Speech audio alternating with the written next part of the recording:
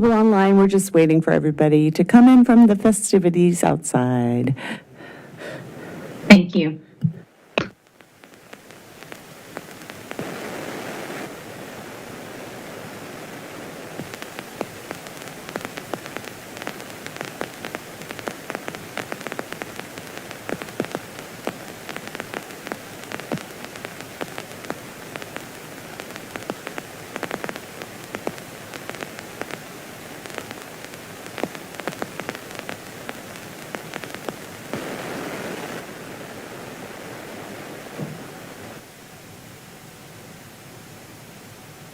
Hi, I'm doing a sound check. Sound check.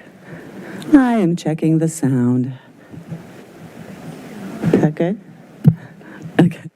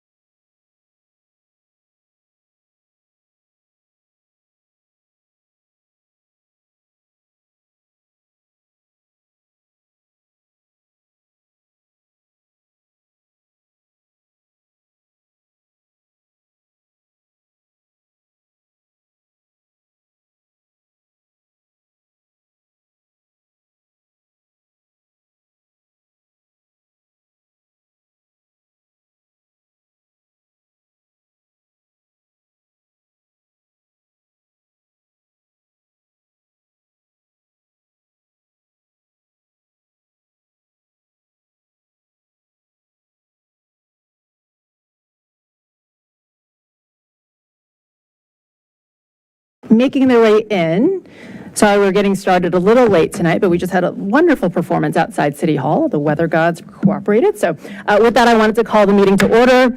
Good evening. Welcome to the Monday, May 13th meeting of the Falls Church City Council. Can we start with roll, please, Madam Clerk? Yes. Ms. Conley? Here. Ms. Flynn? Here. Ms. Leon? Here. Ms. Shantz-Hiscod? Here. Mr. Snyder? Here.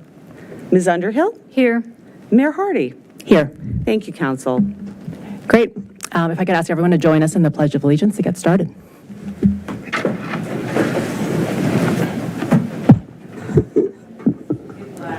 To the States of America and to the republic for which it stands, one nation, under God, indivisible, with liberty and justice for all. Thank you all. May I have a motion to adopt the meeting agenda, please? Move to adopt the meeting agenda. Second. All in favor? Aye. Aye. Alrighty, let's get started. So we did have a great celebration outside at City Hall, but to make it official, first up, we have a proclamation declaring May 2024 as Asian American and Pacific Islander Heritage Month. And we have a bunch of special guests, but two in particular are actually going to read the proclamation in both Vietnamese and English for us tonight. So we invite them up to the podium there. Welcome. Hello, thank you for having us. Would you like for us to read it in Vietnamese or English first? While you got the mic, go ahead and do the English first. Okay. The City of Falls Church, meeting date is May 13th, 2024, and I'm reading the proclamation declaring that May 2024 as Asian American and Pacific Islander Heritage Month.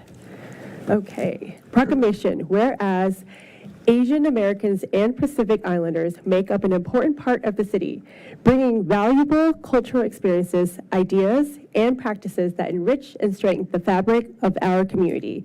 And whereas the City of Falls Church is proud to be home to people of many cultures and countries that Asian American and Pacific Islander populations have ties to, including China, India, Japan, Laos, Pakistan, the Philippines, South Korea, Thailand, and Vietnam, among many other nations. And whereas the varying experiences of Asian Americans remind us of the opportunities and resources the city has to offer, as well as the issues we can improve on, from first-generation immigrants and asylum seekers to have worked to create a home in a new land, to establish generations that seek to improve the quality of life and advocate for a better community. And whereas Asian Americans and Pacific Islander community members are some of the most active advocates of cultural preservation in the city, with Asian American community members leading the charge to support and maintain important local businesses, community spaces, and cultural touchstones in the region. And whereas businesses and organizations led by Asian community members line the heart of the city's downtown and comprise the Eden Center, one of the region's most popular commercial centers, drawing visitors from the city across the state and country borders. And whereas many of the contributions of the Asian community in Falls Church reflect the values the city holds, including resiliency and creativity seen in flourishing businesses, regional distinction demonstrated by popular annual events, and small-town character stemming from strong connections in a welcoming environment. And whereas Asian American Pacific Islander Heritage Month celebrates the culture, history, and contributions of Asian Americans and Pacific Islanders. Now, therefore, I, Letty Hardy, That was a good intro. So now, therefore, I, Letty Hardy, Mayor of the City of Falls Church, Virginia, do hereby proclaim the month of May 2024 as Asian American and Pacific Islander Heritage Month in the City of Falls Church, and call upon all to recognize the many contributions and achievements of Asian and Pacific Islander Americans, and to support and visit the abundant variety of Asian-owned businesses and restaurants in the community. Thank you. Thank you.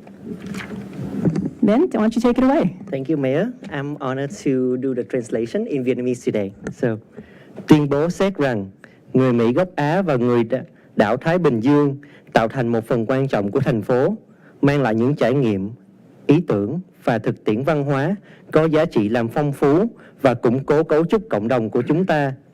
Và xét rằng, thành phố Falls Church tự hào là nơi sinh sống của rất là nhiều người thuộc nền văn hóa và quốc gia liên quan đến những người Mỹ, gốc Á và những người đảo Thái Bình Dương, bao gồm Trung Quốc, Ấn Độ, Nhật Bản, Lào, Pakistan, Philippines, Hàn Quốc, Thái Lan và Việt Nam, cùng những nhiều quốc gia khác.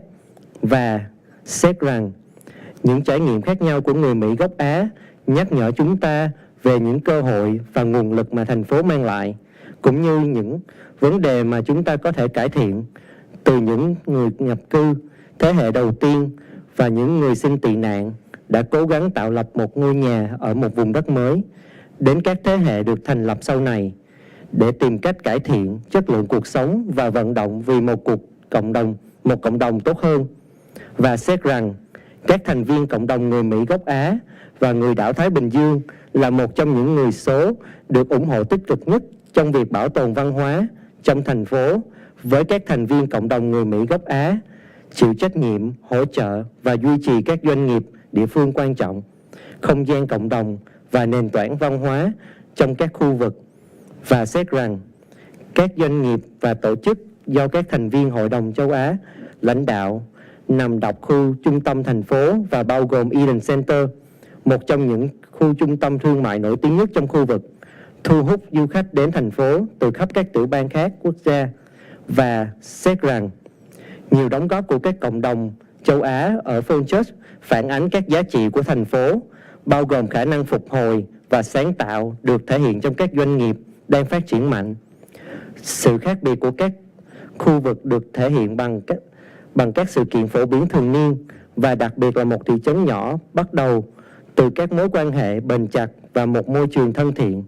Và xét rằng, tháng di sản của người Mỹ gốc Á và người đảo Thái Bình Dương tôn vinh văn hóa, lịch sử và các đóng góp của người Mỹ gốc Á và người đảo Thái Bình Dương.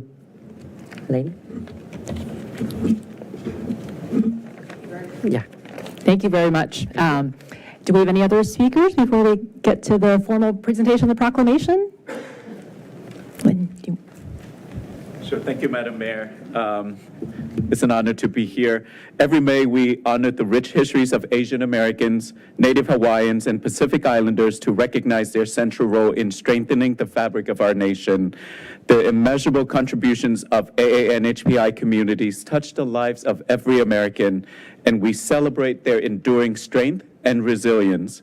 As we celebrate AANHPI Heritage Month, it is an opportunity for the city to recommit to the value of inclusion and diversity by supporting Vietnamese American businesses in our city. Redevelopment should not displace our diverse community. We have a right to be here, and we contribute to the vitality of Falls Church, and our businesses contribute significantly to our tax base. Cultural districts around the U.S. are disappearing, but Falls Church has a unique opportunities to lead and build a more inclusive city for all. Not only is it the right thing to do, but it makes huge economic sense. I want to thank the city staff, city leadership for listening to the needs and concerns of Vietnamese American businesses and revising the redevelopment plan. Let's continue to work together to build and elevate our little Saigon right here in Falls Church City. We look forward to working with the City of Falls Church official to provide direct relief, outreach in native languages, access to contract, data disaggregation, tackle inequity, and ensure that AANHPI have resources to thrive in Falls Church. Let's commit ourselves to building a city in which every citizen, regardless of who they are, where they come from, and what they look like, has an equal opportunity to thrive. Thank you, Madam Mayor. Great, thank you. Let's give everyone a round of applause. So I wanted to invite everyone up for a quick photo opportunity, but also as an certificate of appreciations for all the student volunteers who joined us tonight with their performances. I'm going to read some certificates that we'd like to hand out and invite you all to come up to receive them, if that's okay. So first we have the Alice Guzang Ensemble. If you all want to come up. Did they leave? Okay, the Lac Long Quan Lion Dance Group. Are the lion dancers still here? They may be outside. Okay. First student, Jane Y. An.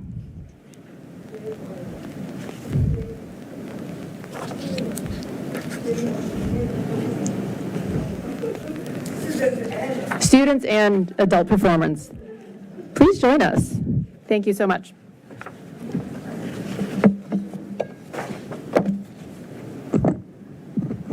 Young Sun Soo Hwang.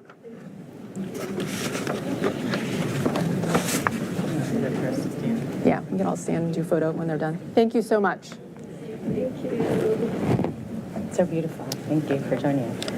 Jacob Hangyel Chu.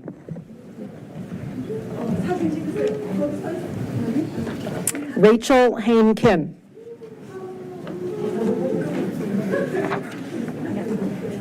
Thank you all, you were terrific. Kaylin Wan Jason. Kaylin. Bada Chu. Sungwoo Baek. Did we skip? Sungwoo, did we miss one? Yeah, you called her already. Kaylin, there you go. Sung? Gilbert Dahun Roo. Okay. Dennis Daho Kim. Last one, Ethan Matthew Lee. Thank you. The line dancers are back. Lion dancers, why don't you join us?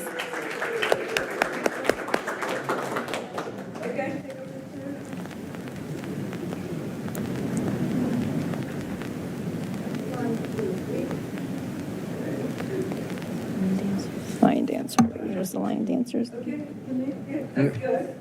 have the lion dancers coming too. We got the lion dancers. You guys are terrific. So thank you all. Thank you. Oh, another picture. Why don't you join us for a photo?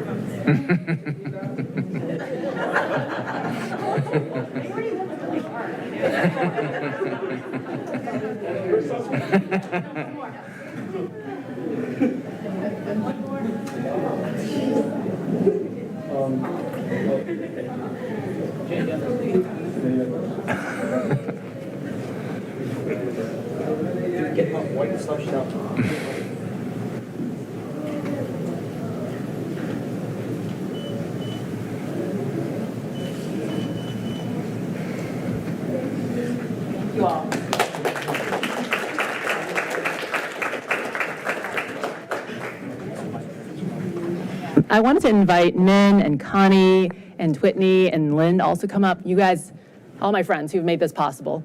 Thank you for bringing the celebration to us.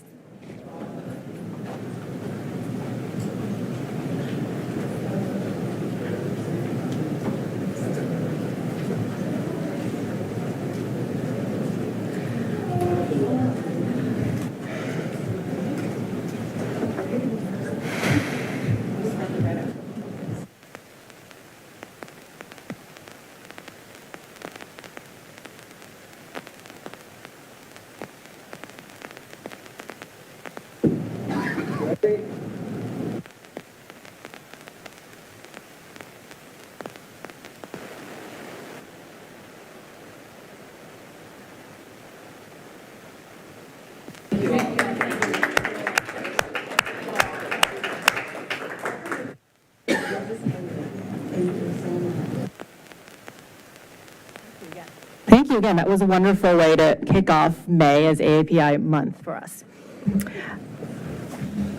We have 3 other special presentations tonight. Next up is the 2024 Virginia Municipal League If I Were Mayor Award. I believe we have one of our local winners here. I think we have a representative from VML. Hi, good evening. My name is Joseph. turn that on. Good evening, Council. Great to be here. Great to see everybody. My name is Josette Bolova. I'm with the Virginia Municipal League. I would like to present this wonderful award to Madeline Sherwood, if she wants to come up here while I go ahead and explain it. So every year we host a competition called If I Were a Mayor for 7th and 8th graders throughout the entire Commonwealth. We have different regions with hundreds of applicants every single year. This year was extremely tough to decide, but Madeline's really shone and stood out. So I just want to say congratulations and present her with this certificate and a gift card.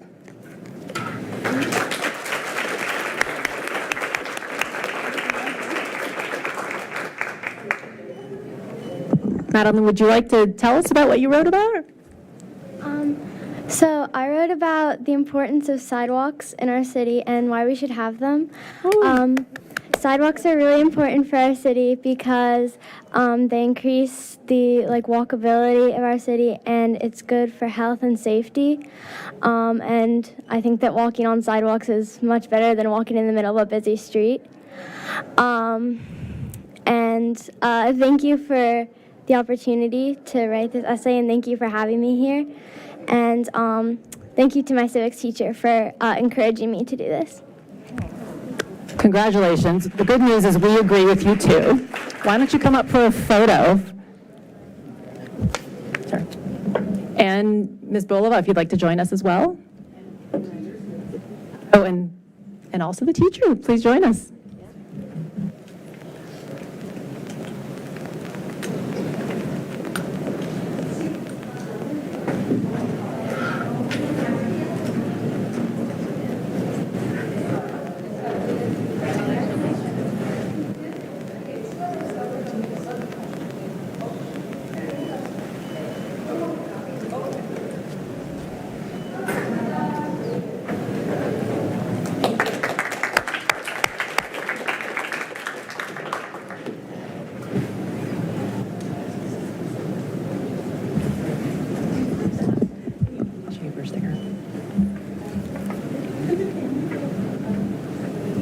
Sure.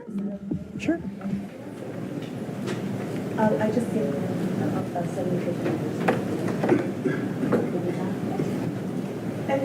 does the family want to come up for a photo? That would be great. It's easier to get by this way. Yeah, please come up, Sherwoods.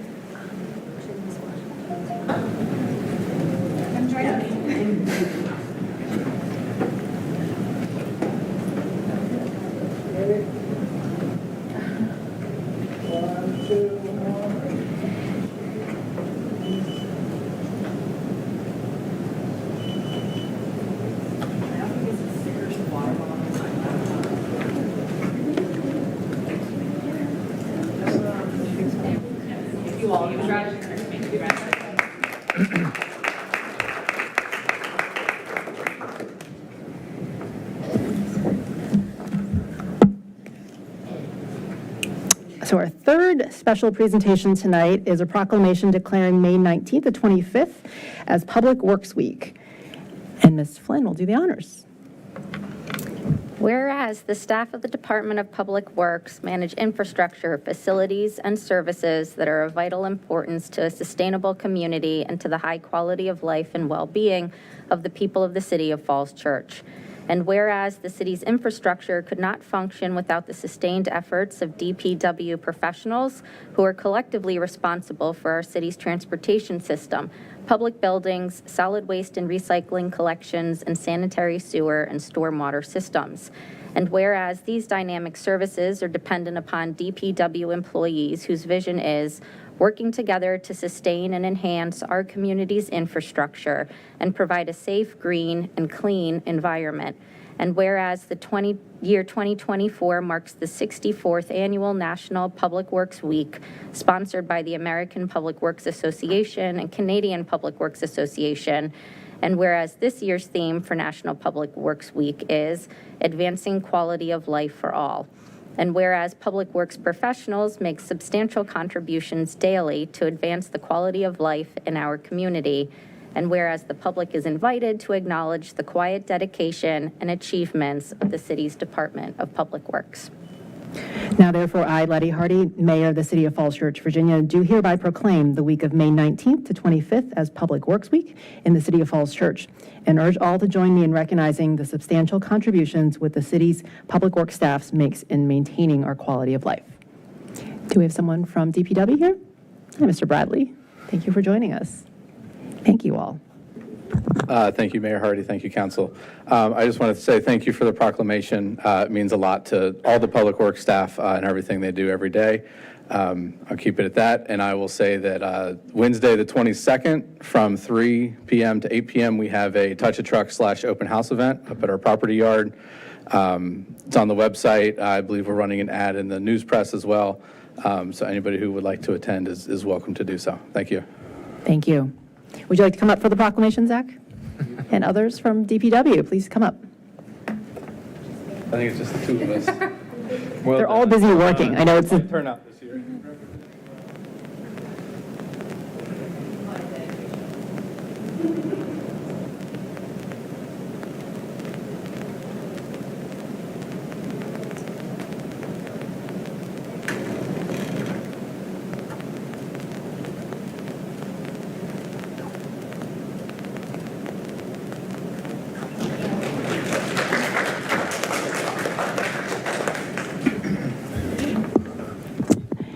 And last but not least is our proclamation declaring May 12th to 18th as Police Week and May 15th, 2024 as Peace Officers Memorial Day. Mr. Snyder? Thank you very much, Madam Mayor. Before I begin, I just want to personally express my appreciation for the work that our police do in this community. You are our number one way by which our citizens are in touch with our government on a regular basis. There's so much that you do for us. This is not a commentary on recent events on college campuses, but rather as a recognition of the incredible jobs that our city police do each and every day. Whereas in 1962, President John F. Kennedy signed the first proclamation recognizing May 15th as Peace Officers Memorial Day and the week in which it falls on National Police Week. And whereas police officers throughout the Commonwealth are dedicated to protecting and serving Virginia's neighborhoods, schools, and families. And whereas police officers risk their lives each and every day in order to ensure public safety and enforce the laws of the land. And whereas citizens value the courage and devotion of the Commonwealth, state, and local police and the integrity with which law enforcement officers maintain peace and security. And whereas the officers of the Falls Church Police Department are meeting the daily challenge of protecting our city and our families with bravery and hard work. And whereas Police Week and Peace Officers Memorial Day are opportunities to honor officers who have fallen in the line of duty and recognize the sacrifices made by the families of those officers and the sacrifices made by families of those who continue to protect and serve our communities. Now, therefore, I, Letty Hardy, Mayor of the City of Falls Church, Virginia, do hereby proclaim May 12th to 18th, 2024 as Police Week. And I further proclaim May 15th, 2024 as Peace Officers Memorial Day in the City of Falls Church and call these observances to the attention of all. And I believe we have Chief Fard in the audience joining us tonight. Thank you.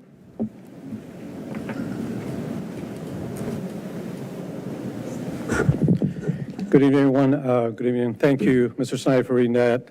Madam Mayor, Vice Mayor, and City Council. It is a somber event, but it is important for us to remember our fallen heroes. Last year, there were 118 officers who made the ultimate sacrifice nationwide, 282 names being added to the National Law Enforcement Memorial down in Washington, D.C. So D.C. is a center of recognizing these sacrifices, so we appreciate Council taking time to also help us remember our fallen heroes. Thank you. Thank you. Would you like to come up, Chief Fard, to receive it? and all the other public safety folks in the audience. Please join us.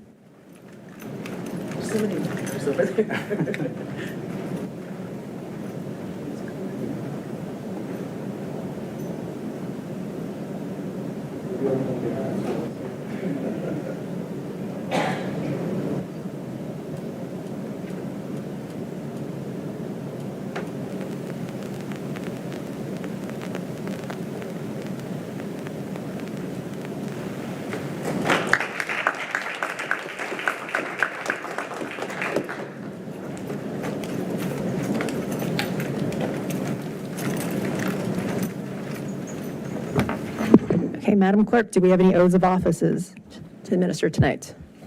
We don't. Thank you. Okay, well, let's move on to receipt of public comment then. Yes, and I will. Would you like to start with the summary of written comments? I will. I'm just trying to pull that up. Let's see if this computer's going to give me a hard time. Sometimes paper works better. So, there we go. So we had 4 comments, written comments that came in since your last regular meeting. Andre Bartholomew wrote with concerns about the Greenway Downs traffic calming project plans, and an email discussion subsequently took place among neighbors, staff, and the CACT chair. Robert and Minna Kavanaugh of 226 Midvale Street wrote in support of banning gas-powered leaf blowers and asked how to proceed with such a request. Staff is corresponding with the Kavanaughs about legislative process around the issue. Alex Lawrence of 444 Great Falls Street asks that the sidewalk on the northeast side of Great Falls Street be connected to the W&OD trail, or that a crosswalk be installed for pedestrians to cross from the northeast sidewalk to the southwest side of the street where the sidewalk does connect to the W&OD. Mark Powell, Park Towers Board of Directors, inquired about the status of a petition to provide municipal trash pickup to Park Towers, and I believe the city manager has been corresponding with him. Great, well, let's move on to receipt of public comment. Do we have speaker slips? Yes, first we have Nikki Graves Henderson, followed by Edwin Henderson. And we do have, remind everybody, there's a 3-minute limit, and this will show you when you have, yellow will show up when you have time for your sum up. Thank you. Thank you. Welcome. Hi, I'm Nikki Graves Henderson. I live at 307 South Maple, and I think that most of you, all of you, are familiar with the Tenor Hill Blues Festival. I'm sorry, Tenor Hill Music Festival, and it is 30 years old this year. You may not realize that it takes almost a year to put this festival together, and this year we have been blessed to have a producer who has so much experience that I am just in awe. I encourage all of you, if there are business owners here, to get posters for the festival and to spread the word. Of course, there's all kind of activities, and I will let Miss Washington, Laverne Washington, who is the new producer of the Tenor Hill Blues Festival, tell you all about it. And she can have whatever I have left on my 3 minutes. Oh, yeah, thank you, Ms. Washington, and then Mr. Henderson's going to go. Okay.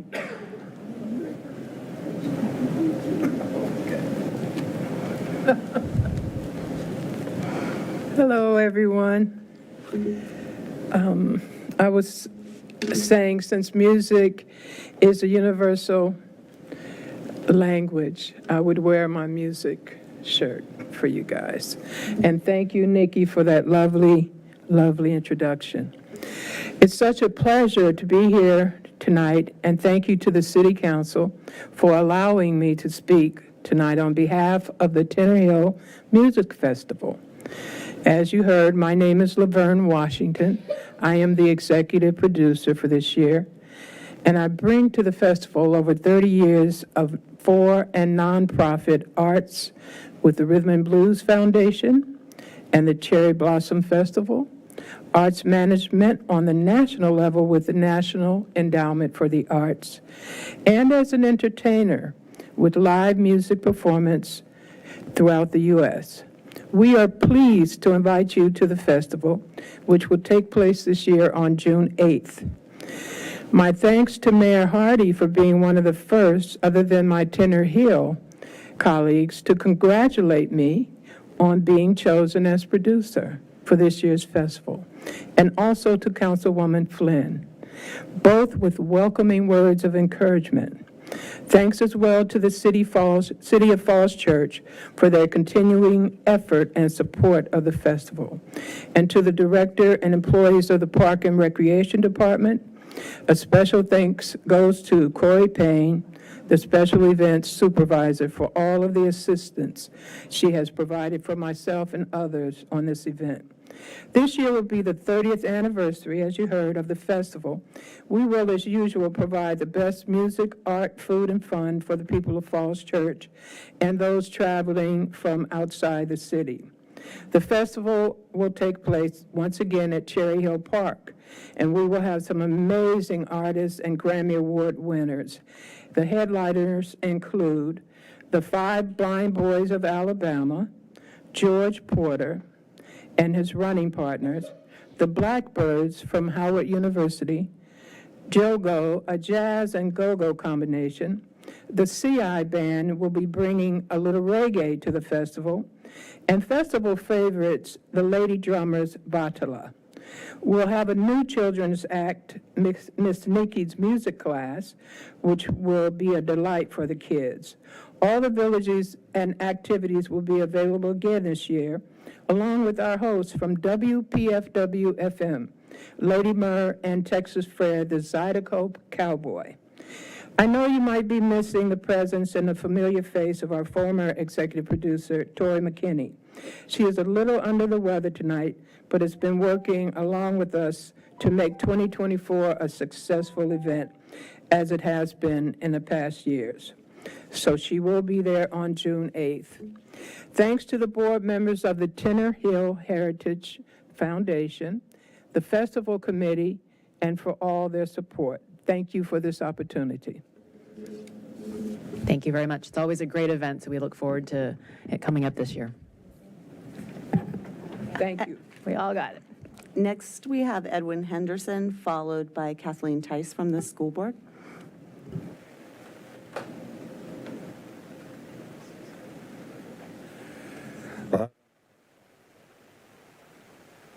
I don't know how to follow up on that. I think that you see that we've chosen a very competent person to take over the festival. As someone who has been to all 30 of the music, street, blues festivals, I'd just like to say thank you for your support. I don't think we can't do it without you, and we appreciate all that you do for us to put this event on. And so thank you. And I mean, you all got me out here after doing the lawn. It's my first opportunity to cut grass in like 2 weeks. But just want to say thank you. And there won't be a city council meeting in June before the festival because it's on the 8th. And so I guess there won't be a proclamation. You've been giving them out like candy today, but any proclamation put forward would be appreciated. Just let us know. Thank you. We should have one at the end of May. Okay. We meet every week, so I think we have another regular meeting, so let's look into that. Thank you. Madam Mayor, if I might, Ed thanked us, Ed Henderson, a minute ago. We owe a huge thanks to Ed and Nikki Henderson, who have brought so much to our community over so many years. Thank you. Ditto, thank you. Next, we have Kathleen Tice, followed by Gavin Hale.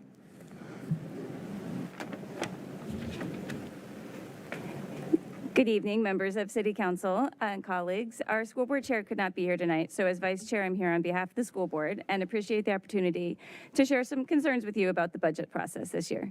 As always, we appreciate the continued partnership with the council on all matters, especially navigating the budget process in Falls Church City. For years, we have relied on a successful revenue sharing agreement.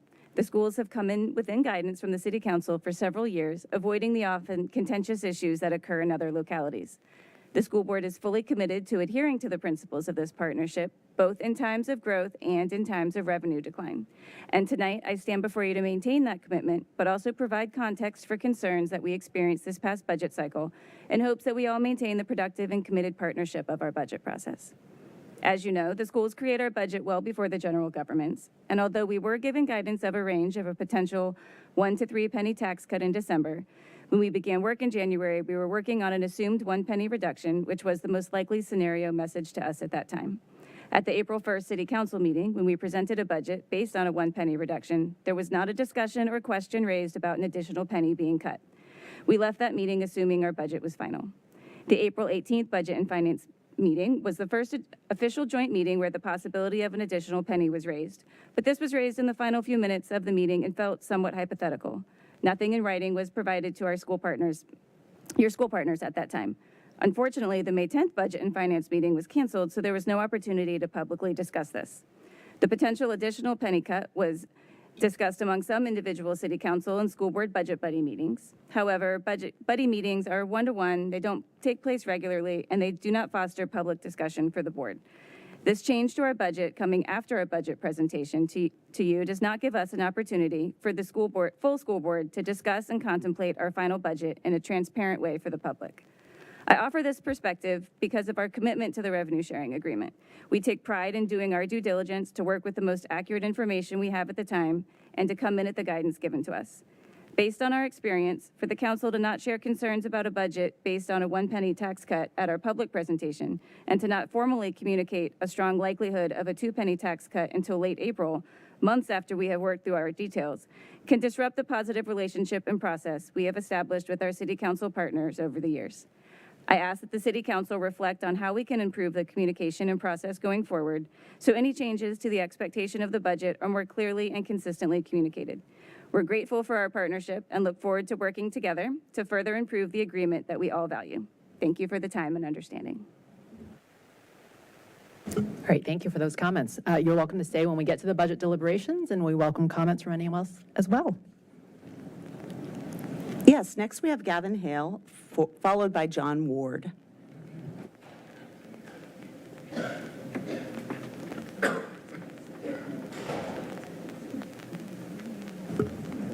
Welcome, Gavin.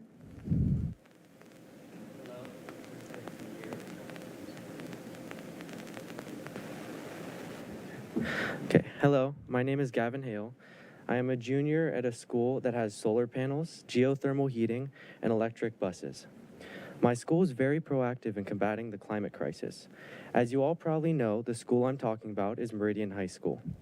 What you probably don't know is that last year, our sustainable school only got 2 students, me included, to sign up for the newly created Sustainable Energy class. Since the class was newly created and had very little visibility, not many students knew about its existence. As a result, the class was canceled, but only for a few days. Mr. Sowers, counselor at Meridian High School, and Dr. Noonan, superintendent of Falls Church City Public Schools, worked hard to reinstate the class for me and Gia Khan, and I thank them for making that happen. Gia and I are enjoying the class, and without it, I wouldn't be interested in studying renewable energy. The point of me telling you all this is to let you know that there is a lack of interest among students in studying renewable energy. I think now more than ever, due to the climate crisis, it is extremely important that there is more awareness in this field. I wanted to create a renewable energy club to not only learn more about renewable energy, but to spread awareness about ways to be more sustainable. Unfortunately, I wasn't able to get a sponsor through the school and had to create my club outside of the school. I partnered with the Falls Church Climate Action Network and would like to thank John Ward with the FCCAN for helping me make this club possible and helping to organize my first event. Speaking of, I plan to hold a series of renewable energy events, the first being aimed at spreading awareness about the ways electric vehicles can help reduce carbon emissions. The reason I'm talking about EVs is because they offer a sustainable solution to combat climate change. Unlike traditional gas-powered cars, EVs produce zero tailpipe emissions, reducing harmful pollutants and improving air quality. Additionally, EVs are more energy efficient with higher conversion rates from energy to power, leading to reduced greenhouse gas emissions over their lifetime. By promoting electric vehicles, we're not just driving cars, we're driving towards a cleaner and healthier future for our community. I coordinated with Tesla to bring cars for people to test drive to increase interest in EVs. Additionally, Falls Church City News Press has expressed interest in our event, and I hope a reporter comes to further raise awareness for EVs. My ask is to have some members of the City Council to attend my event to not only increase the visibility of our Renewable Energy Club, but to encourage the press to cover it. I realize that this is very last minute given that my event is tomorrow, and completely understand if attending isn't feasible. However, I want to highlight significant investments our City Council has made in fostering sustainability within our school. Even if you can't make it to the event, I'd like to explore opportunities for collaboration or ways to boost public attention towards our cause. Your support in any form would be greatly contribute to our shared goal of promoting sustainability within our community. Lastly, I would like to thank Meridian for letting me hold my event on campus on May 14th from 4 to 6 p.m. Thank you all for listening, and I hope to see you at our event. Bravo, Gavin. Thank you for sharing that information with us and all the work you're doing. Super thank you. impressive. And one last thing, could I approach to give you a flyer? Oh, absolutely. Please do. All right.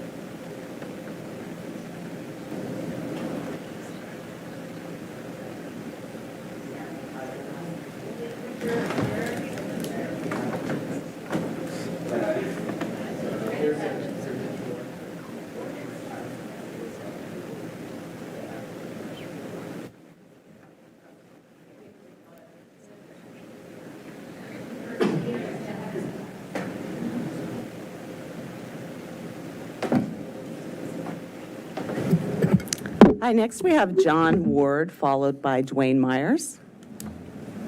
Oh, did you want to go? Okay. Welcome, Mr. Ward. Good evening, I'm John Ward at 335 Riley Street. I'm actually here to endorse the city manager's original budget with the 1-cent tax cut and not the 2-cent cut that's before you this evening.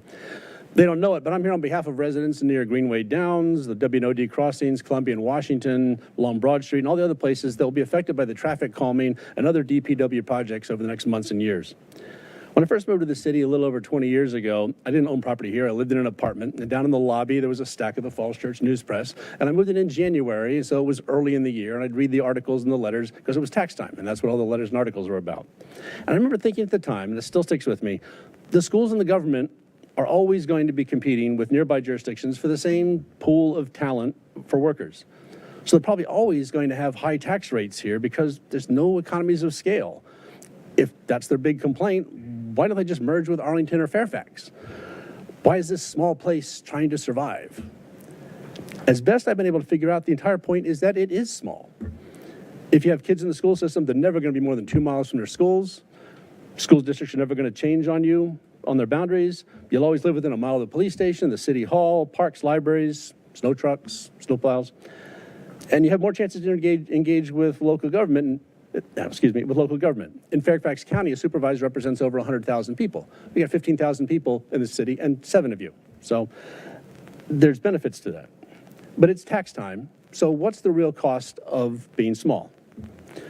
On the city government side, honestly, we're paying for probably about 16 positions that just would be redundant and not necessary if we were in a larger jurisdiction. We need all the police, we need all the deputies, but you don't necessarily need the sheriff and the police chief because those larger jurisdiction would already have that. I estimate that total salary for those high echelon positions is about $2.5 million. That's about 5 cents on the real estate tax rate. Similar, you probably double that to 10 cents on the tax rate because you got the similar situation over on the school side. Similar number of positions that are basically redundant. We wouldn't have them if we weren't trying to be a small jurisdiction. So if you ignore that combined 10-cent smallness penalty that's sort of embedded in the tax rate, our $1.22 real estate tax rate looks a lot closer to $1.12, which is more in line with Fairfax County and the city of Alexandria. So so I'm going to run a little bit short on time here, so I'll cut ahead. I'm hoping you if you can convey that to your voters. I'd also like to understand if the voters who want the tax cuts are also okay with the things that are in the budget this evening. A cut of a teacher and one less counselor in the schools, delay in accreditation of the police department, HR reductions, and also not hiring a permanent transportation project manager. You just declared next week Public Works Week, but are about to push back on a transportation project management position. A shortage of managers leads to inadequate oversight of contractors and staff. You wind up in a situation, one last sentence, a situation where a $500,000 street project risking a couple $1,000s in property damage is basically just the cost of doing business. Don't worry, I'm not leaving you hanging there. I've got lovely and charming speakers coming over to give you more details on that in a minute. But it's been that way for years. So please give the city and the school district the resources they originally requested, along with the 1 cent tax reduction that you originally requested. Thank you for going over. Next, we have Dwayne Myers, followed by Bridget Kraft. Thank you. Madam Mayor, Welcome, Mr. Meyer. council members. Okay. I've been here before about this. I need not spend much time, but I live in Gresham Place, and it's still very dangerous for a driver to leave Gresham Place because of the traffic that's coming downhill toward us. The light is almost always green. So I appeal to you again for this problem before the accident that's waiting to happen. And God help us, not a fatality occurs. Thank you. Thank you. Before we get to the next speaker, if I could just ask the city manager to provide a quick update, 'cause I feel like this is the third time Mr. Myers joined us either at a public meeting or at office hours, and I think it merits a quicker response. Mr. Meyer and members of the Gresham Street neighborhood, so we have ordered the equipment, and so that is the good news. We're doing that with the Smart Cities grant. So I will get back with the Gresham Place HOA in terms of time of rebuilding that intersection, which is what we will need to do with a completely new signal. And I will get back with you on the time frame for that. But the equipment has been ordered. Okay. Mr. Snyder. So I want you to know as well that we've reached out to the Arlington County Board about this issue to make sure that there's cooperation, and I understand from the city manager that there is cooperation with Arlington. So this needs to be addressed as absolutely as rapidly as possible. So we know you'll do that. Thank you. Thank you. Our next public comment? Yes, next we have Bridget Kraft, followed by Joseph Shirizzi. Thank you. I was going to make a joke about wanting to get John Ward's phone number because he's clearly cute and super smart and kind, but I'm already married to that amazing man. My name is Bridget Kraft, and I'm here to speak about the W&OD Trail Project on Great Falls Street happening right at our driveway with zero advance notice or communication and great disruption. I sent an email with the following complaints. No advance contact from Public Works or input sought. A completely blocked driveway, can't get out at times with no notice. Nowhere to park in front of or beside our house due to trucks and other work vehicles, personal vehicles of the workers, or the cars of W&OD trail users who lost significant parking on Pennsylvania Avenue. Noise, noise, noise. Angry drivers due to frustrating conditions. My car flooded due to storm drain barriers the city put in place and left there during heavy rain. I sent this email of complaints to Wyatt Shields and every member of the city council in 2018.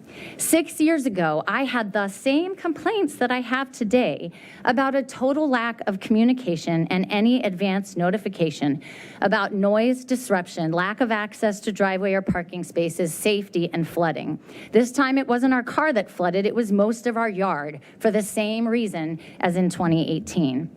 In March of this year, I saw a one-sentence alert on the Nova Parks website about work coming to Great Falls Street. I contacted Ryan Borogundi in the Public Works Department. He told me not to worry. We're aware of your driveway. The closing of Pennsylvania Avenue is not going to affect you. It was a nice idea, but it was completely unrealistic. I'm here to ask why in the world we have to experience the same mistakes and same problems project after project for 20 years. I'm not asking just for me, I'm asking for every other taxpaying community member who has to go through this, had to go through this, or will. Many of you, I suspect. In September 2018, I suggested to Wyatt Shields, who kindly came to my yard Labor Day weekend to see what we were dealing with after my car was flooded, that we should have neighborhood communication reps, a core of community members who will share timely and short notice information with affected neighbors. I'm glad to serve in that capacity, and I'm imagining others would be too, especially if the City of Falls Church cannot or will not do better with this. I'm not trying to keep these projects from happening. I'm asking for a phone call, email, or note in the door that says, and I'm happy to write the template, the City of Falls Church is beginning a project in your yard or street or corner. It's scheduled to start on this date, end on this date. We want to hear what concerns you have and what issues you might foresee that we haven't thought of regarding safety, access, flooding, traffic, parking, etc. In March of 2020, Sandy replied to an SOS email about another project. She then sent an unsolicited update, which was amazing. Bahailu, later that year with another project, sent a letter telling us what was coming, and I thought, we've turned a corner. Communication has become the norm, but we didn't, and it hasn't. I want to say I have no complaints about Sager Construction. Their professionalism and communication has been excellent. They have been kindly responding to our frustrations and concerns. This week, as you spotlight Public Works Department, please consider if they have enough training, funding, and staff to make minor changes that can have a huge impact for all. Thanks. Thank you. And finally, we have Joseph Shirizzi.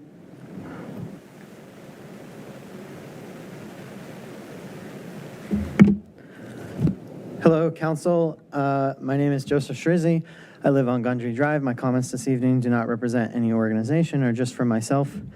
I'm here this evening to ask the City Council to lower the tax rate in the budget to the originally proposed 1 cent.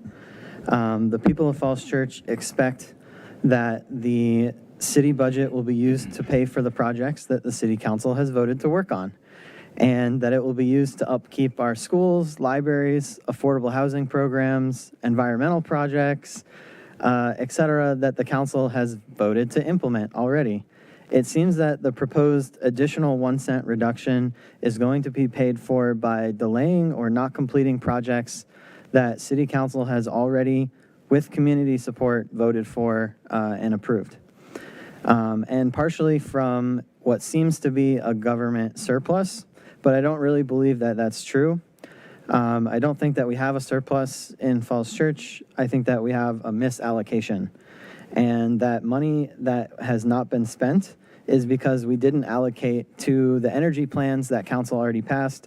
We didn't allocate to the schools what they asked for, or the extended hours to the library that we could have, or to staff in many different departments. I think it will be very, very easy for you to call absolutely anyone in city staff and ask if their department feels fully staffed or not. And decide whether or not you have a surplus or you have a misallocation and unspent funds that should be being spent to keep up with all the city projects that we have right now. It seems like we are voting on and adding more city projects than we are starting per year. I've only been watching this happen for a few years, so maybe that will change. But if you start or vote for 10 new projects every year and you only start 8 of them, that's just going to cause a backlog over time. And I think that the 1 cent investment from everyone in Falls Church would have a very good ROI of completing all those projects that everyone in the city wants to see done. So that includes giving the number of teachers to our schools that they said that they need, the staff in many departments that our staff says that they need, and including the urban forestry team. So please vote to approve the original 1 cent reduction and extend the library hours, hire all the teachers that our schools has asked for, fund the items in our energy action plans, and the people of Falls Church will have an incredible ROI for that 1 cent investment in our fine community. Thank you. Thank you. Do we have any more public speakers tonight? That's it for now. Great. Well, thank you all. I know we'll probably all want to talk about some of the comments we received later on the agenda, but the one I did want to pull out maybe for the city manager to prepare to talk about is the concerns we've heard from Ms. Kraft, since some of those might be happening right now. And so if there's anything we need to follow up on, maybe in your report to us, if you have some comments, that would be great. But I did not want to delay our Planning Commission report. I know we have the chair of the Planning Commission. That's our third item. So thank you for your patience. I realize it is 8:45 at this point. So thank you. Hi, Mr. Fuentes. Thank you very much, Mayor Hardy, members of council. My name is Robert Puentes. I'm the chair of the Planning Commission. This is my second stint on the Planning Commission. I was first appointed in 2004 through 2008, and my current term since 2018. I'm pleased to report to present the Commissioner's annual report. I think it's in your meeting packet. I'm going to quickly talk about what the Planning Commission does, and hit some highlights of what we did during 2023 under the leadership of Tim Stevens. He was the chair at the time, and also our priorities for 2024, and how that aligns with the goals that were set in the council's priority plan. So first, I just wanted to say that the commission benefits really significantly from the excellent and experienced city staff, especially Paul Stoddard and Jack Trainer. They really make our work a lot easier. Couldn't do it without them. The role of the Planning Commission is to advise the City Council and the City Manager's Office on various planning matters. We have the authority to review and to approve all site plans, subdivisions, easements. We uphold the principles of the city's comprehensive plan and make recommended changes as necessary. We also make recommendations to the City Council on the CIP, the capital budget, rezoning, zoning text amendments, acquisitions and vacations of public right-of-way, and the disposal of city-owned property, as well as recommendations to the Board of Zoning Appeals and special use permits and variances related to site plans. So in 2023, we actually had a lot of land use applications to review, including the Byron, Pearson Square, Quinn, Stratford Garden, and others. We undertook policy, plan, and code updates, including the East End Small Area Plan, the T-Zones update, and the Community Energy Action Plan. We also had 3 excellent speakers from around the Commonwealth who came in to talk to us about green streets, Vision Zero, and affordable housing funding. And just speaking for myself, I can say we learned an awful lot last year, especially around community engagement and displacement, especially with regard to the East End Plan and T-Zones, a lot of we heard tonight. As for 2024, I would say that the commission is wholly aligned with the high-level council priorities you laid out for 2024. Environmental sustainability, alternative transportation and safety, economic development, affordable housing, good governance. All of these things come up very regularly in all of our Planning Commission meetings and deliberations. At our annual advance, we call it an advance, not a retreat, because we're going forward. So we had an advance earlier this year. We identified projects that we thought would require the most community engagement. Those include the accessory dwelling units, bike plan update, the Tinner Hill Cultural District, the East End Cultural Landscape Study, and others. For projects later in the year that we felt should receive priority, if there are resources that are permitted, we identified the East End Cultural Landscape Study, the Land Use and Economic Development Comp Plan Chapter Update, e-bike, scooter, and golf cart regulations, and transportation demand management standardization. As for projects that we wanted to see in the next council work plan, we identified affordable housing and anti-displacement, including an affordable housing master plan, community land bank or a land trust, and an anti-displacement toolkit. We also identified transportation safety, zoning ordinance review and cleanup, and project monitoring, including TDM plan implementation. So as I noted, the topics I think dovetail very well with the council's high-level priorities. I know the commission looks forward to working with all of you. Thank you very much for your time. Thank you, Mr. Fuentes. Before we get to any comments or questions from council, I will say that you have probably one of the most well-rounded planning commissions right now between architecture, environment, housing, transportation. So thank you for all the dedication and volunteer time you put into this. So we appreciate that expertise. Special group. Any comments or questions from council? Okay, Ms. Connolly? Thanks, Mr. Puentes, for that. I really enjoyed reading the report. It's a great reminder of all the things that you did last year, because that stuff comes and goes and it flies past, and it was amazing to read it all and see that wide breadth of work that you did. So thank you for all of that.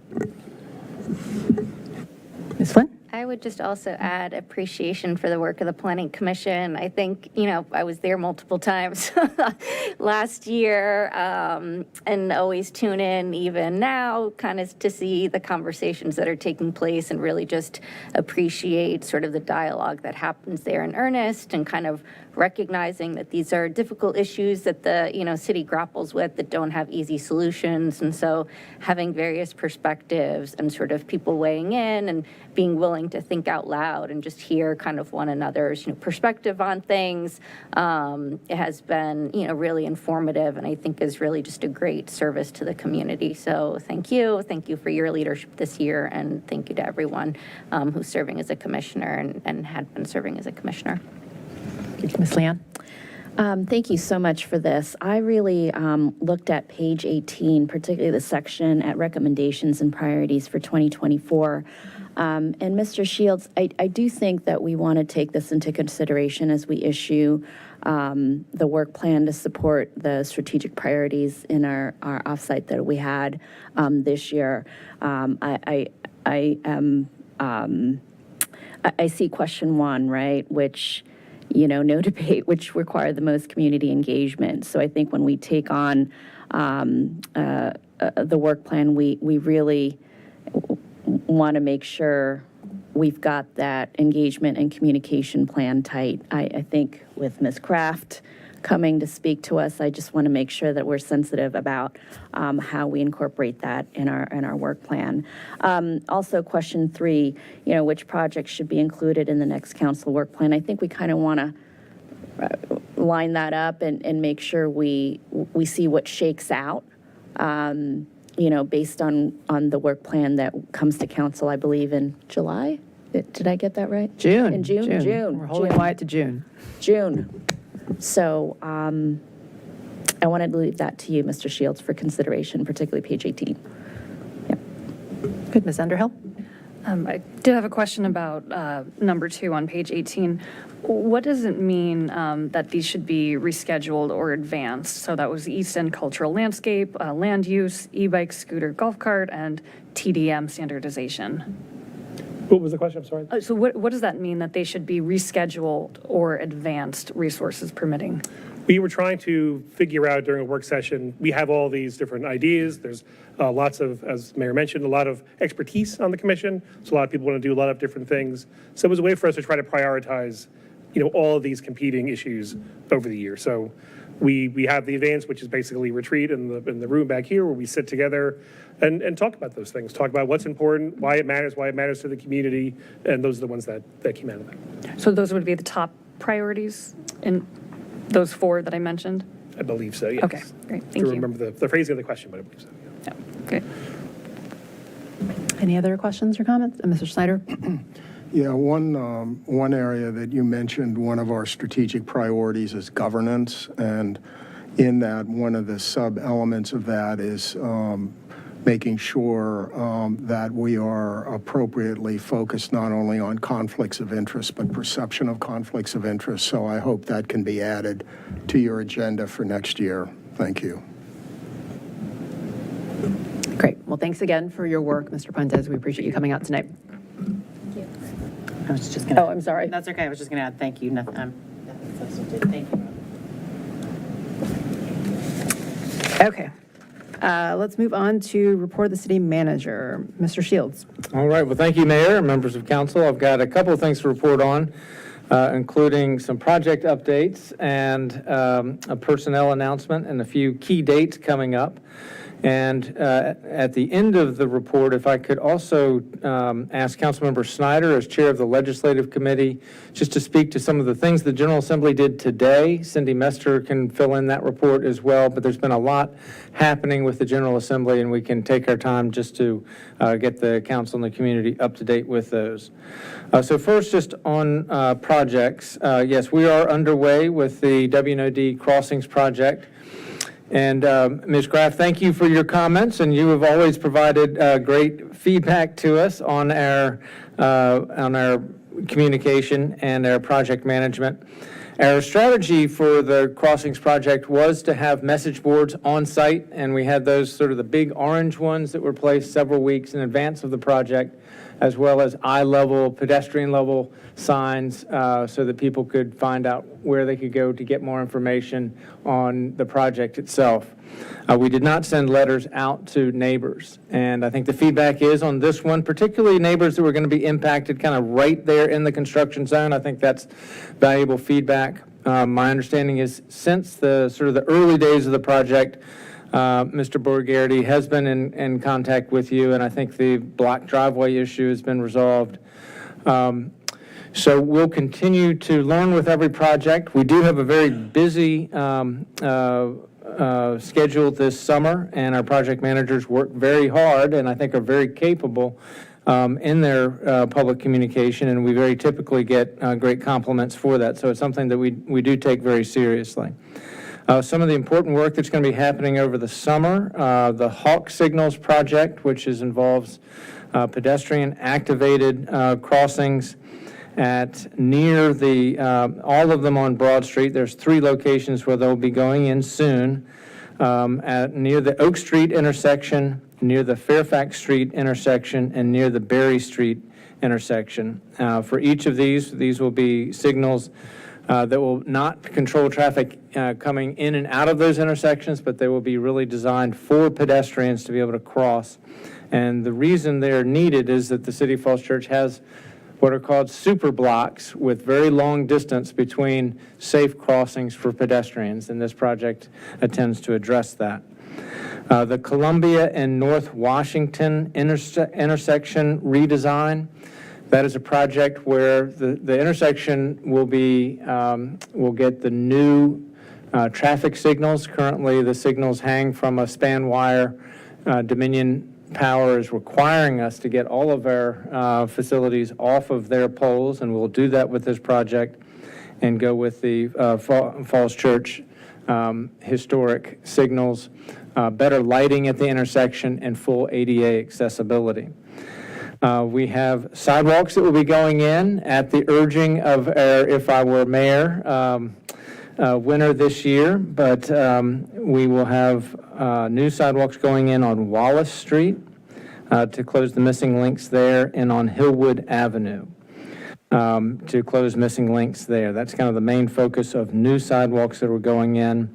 I'm also pleased to inform the council and the community that we have reached an agreement with Bedo's for the right-of-way acquisition in front of the Bedo's Leather Works so that we can put in the standard streetscape there. That closing has not yet been finalized, but we have agreement on terms. So very pleased to be moving forward with that. So those are just a couple of important projects that I think people will see throughout the city. We'll also be paving this spring, and that will follow the paving plan that was worked through with staff in coordination with discussion with the CACT just on pedestrian and bike safety as we do our repaving. On the personnel side, I see that Steve Mason is joining this meeting virtually, and Steve has informed. Steve's in the room. Okay, he's virtually and in the room. Steve is our Human Resources Director, has served the city with great energy and initiative for 5 years as our HR Director, and he's taking a new position with a nonprofit that's and we're just going to be doing very inspiring work, helping veterans and public safety officers kind of work through post-traumatic stress, and it's a really important mission that he'll be taking on in his next chapter. Sherry Davidson, who's currently our benefits manager, will step in to be our interim HR director when Steve takes his leave of us on June 1. So congratulations to Sherry, and look forward to working with her in this new capacity.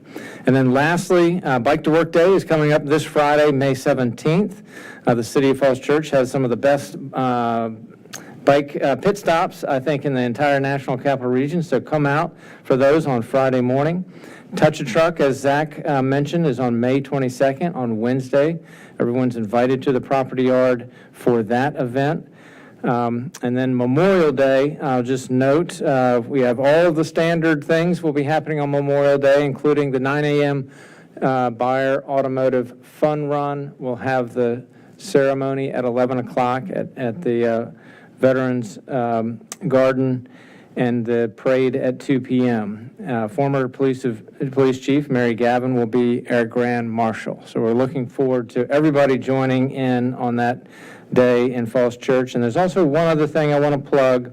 In partnership with Inova Health, or Inova Blood Services, there will be a blood mobile available throughout the day on Memorial Day, where people could donate blood. If you go on the city website, you'll see how to get an appointment slot for that as well. That's all I have to report today. Great, thank you. Run a 3K, eat some funnel cake, and give some blood. So, any council requests? Madam Mayor? Mr. Snyder, go ahead. If I might just take a minute, I want to recognize fellow legislative committee members, Council Member Debbie Schatz-Hiscock and Justine Underhill. It was not always an easy committee in terms of the dynamics in Richmond, but the end result was extremely favorable. I want to thank Cindy Mester for leading our staff effort both on city issues and regional issues. And I want to thank the Northern Virginia Transportation Commission, the Northern Virginia Transportation Authority, the members, and the staff members. It was an all-hands-on-deck legislative advocacy effort that resulted in the state providing significant new monies to Metro to match our local jurisdiction contributions for Metro for the next 2 years. This is a very, very significant effort, and I want to especially thank our state senator and delegate. The entire leadership in Northern Virginia really delivered. At the end of the day, it's not only good for Northern Virginia, but good for the Commonwealth, because we projected that each year Northern Virginia transit agencies provide about $1 billion worth of support for the state. So it's a very, very significant issue. And Cindy Mester will also talk about a couple wins for the city. But in conclusion, I would say that this further, I think, supports the optimism we have in this year's budget, and furthermore, supports the work of all of us up here, the regional agencies we work with, and our staffs in, like I said before, was an all-hands-on-deck effort. So my understanding is earlier today, the governor signed the revised budget that includes a significant additional amount of Metro funding for the next 2 years. We realize as well, however, that it will take an also all-hands-on-deck effort to deal with the long-term Metro funding issues, and City Mester can then summarize that, as well as a couple other positive results from the work that we've all been doing in Richmond. Cindy? Thank you, Thank you, Councilor Madam Mayor. Snyder, and the opportunity to chime in on the city manager's report. It is very positive the General Assembly met today and approved the compromised budget, and the governor did sign it this afternoon. So for July 1, there will be a budget for the 2 years, and then I'll come back to in a moment to the caboose, because there was also a signing of a budget amendment today too. For the budget for the City of Falls Church, certainly the WMATA funding is the most significant, because it does get the state doing their 50-50 share for this year, FY25 and FY26. It also raises the cap with the 3% limit so that we can actually go above that state code, also time limited for 2 years, and it mandates a study in collaboration with the General Assembly and WMATA to look at long-term dedicated funding and efficiency of operations. So to Mr. Snyder's point, this is good for the 2 years so that we can work through issues, and it means that we don't have to run down fund balance in our transportation resources, but it does mean we need to stay focused on the long-term solution. So I think the General Assembly and the governor teed that up to give us those 2 years. It's also consistent with the work that we're doing with COG and WMATA, for which the COG board and Ms. Leon representing the city, and then Mr. Snyder and our transportation world will need to work. That's a one-year project, so we need the 1 year so we can get back to the Richmond. So very important focus for us. In the next 2-year budget, overall, there's some good positive stuff where there's not tax increases. The revenues were up. They were prudent in not overusing one-time money. But not everything is totally favorable. We're still searching through and sorting the details for some of the final budget numbers for police, for our environmental behavioral health. Overall, it's favorable. Looking at some of the K-12, there's salaries, there's some support caps, but the overall sales tax allocation, at least if Peter's still here, is down from the allocation chart that we saw of about 170,000 for FY25, and then same for 26. So we're going to need to see how that impacts us locally as all that flows down. Also, the legislation does not restore Virginia's participation in RGGI, so we'll have to work through the environmental impacts on that. So very important positive with WMATA and some of those negotiations, but still, as they balance the budget, not all favorable. The caboose budget, as I mentioned, was, or what they call the caboose budget, it's the budget amendment for the current fiscal year, FY24, was also approved and signed today. The significant piece for the City of Falls Church is that is the budget that had the budget amendment language to allow us to use the $9 million stormwater money on multiple projects that we need to spend it on, and not just Harrison Branch. So that's very favorable that now we have all of the projects that we might need to spend that money on available to us. That money is actually, that change is actually effective today with the governor's signature. The biennium budget will be July 1. On June 24th, Alex Lee, our intern, and myself will be before council to do a broader debrief of all the legislation that happened during this last session, the almost 3,000 bills, and how the key ones, I won't go through all of them, just the high ones for the City of Falls Church, how that impacted us. And then in September, in coordination with the city manager and the city attorney, will have a more focused look on what state code legislation impacts city code so that we can implement. So you'll get 2 pieces of debriefing this year on the General Assembly session. And already we're starting to work towards the next General Assembly session because some of the important studies we'll be undertaking, for example, the accessory dwelling unit one that Senator Salim had been working on. I had mentioned to the city manager, I also wanted to give a brief update on some federal funding budget process, because 2 things have significantly happened over the last week and a half while we worked through the Virginia budget. The federal FY25 request for community project funding, the community designated funding requests, we were able to submit those to Congressman Beyer, and they were submitted to the next level of federal appropriations committee review. For the City of Falls Church, he moved forward 2 applications. One is $725,000 for the acquisition strike fund for Virginia Village. This is part 2 from FY24. And so that is moving forward. We were also able to submit a $3 million request for the sewer flow equalization project. And so as of Friday, we worked through the final details, and those are now moving through the federal process. It will take a while. The money, if the budget stays, federal budget stays on schedule, would be October 1. this current year. They were 6 months late in getting to a federal budget, so it's very favorable, but the timeline's a bit unknown right now. I did also want to note, speaking of timelines, we just last week got the actual grant awards executed for FY24. So that just gives a sense a bit of the timeline as we work through it, but it was very favorable. That had $825,000 for the acquisition strike fund. The reason Congressman Beyer put additional money in this year is he wasn't able to give us our full ask last year, so he's sort of doing a part two. And then we also have, as we've mentioned previously, $500,000 towards the Hillwood Roosevelt intersection rebuild. That is not all that we need for the actual project, so we'll be looking for how to finish funding that. But very positive on the federal fund for designated funding for City of Falls Church. So, Mayor, those were the updates I wanted to add to the Great. opportunities I had. Well, thank you to Mr. Snyder and the rest of the Legislative Committee, I think, and Ms. Mester for all your efforts. Clearly a lot of advocacy, and good thing they adopted that in the nick of time.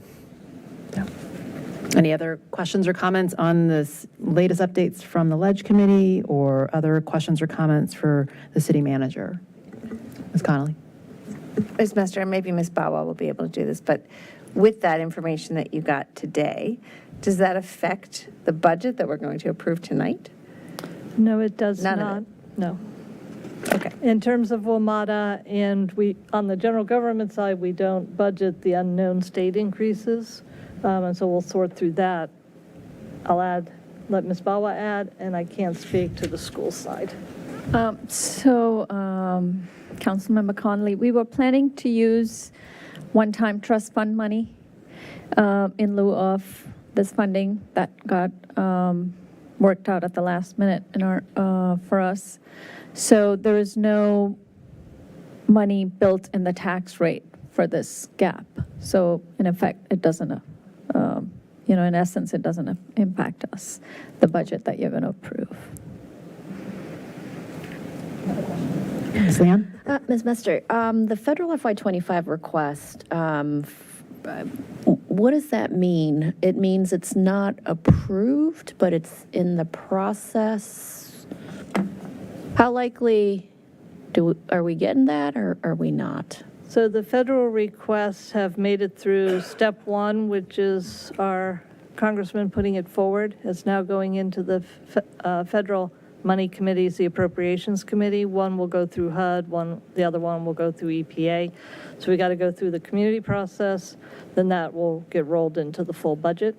Okay, so it's got to go through appropriations, and there could be a chance in appropriation that it gets decremented or Yes. pulled out?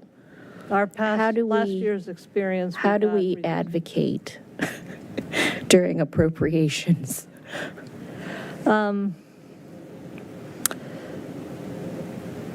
It's a little harder at the federal level, and the Congressman Beyer takes the lead and gives us a good heads up if he needs additional stuff as part of the requirements. It's very structured for these guidelines, these kind of projects now with very strict guidelines, and so already we've had to put in support letters, show that it's consistent with the comp plan and all of that. So the value and the content is good. Now it's more like what money's available and the negotiation on a federal budget level.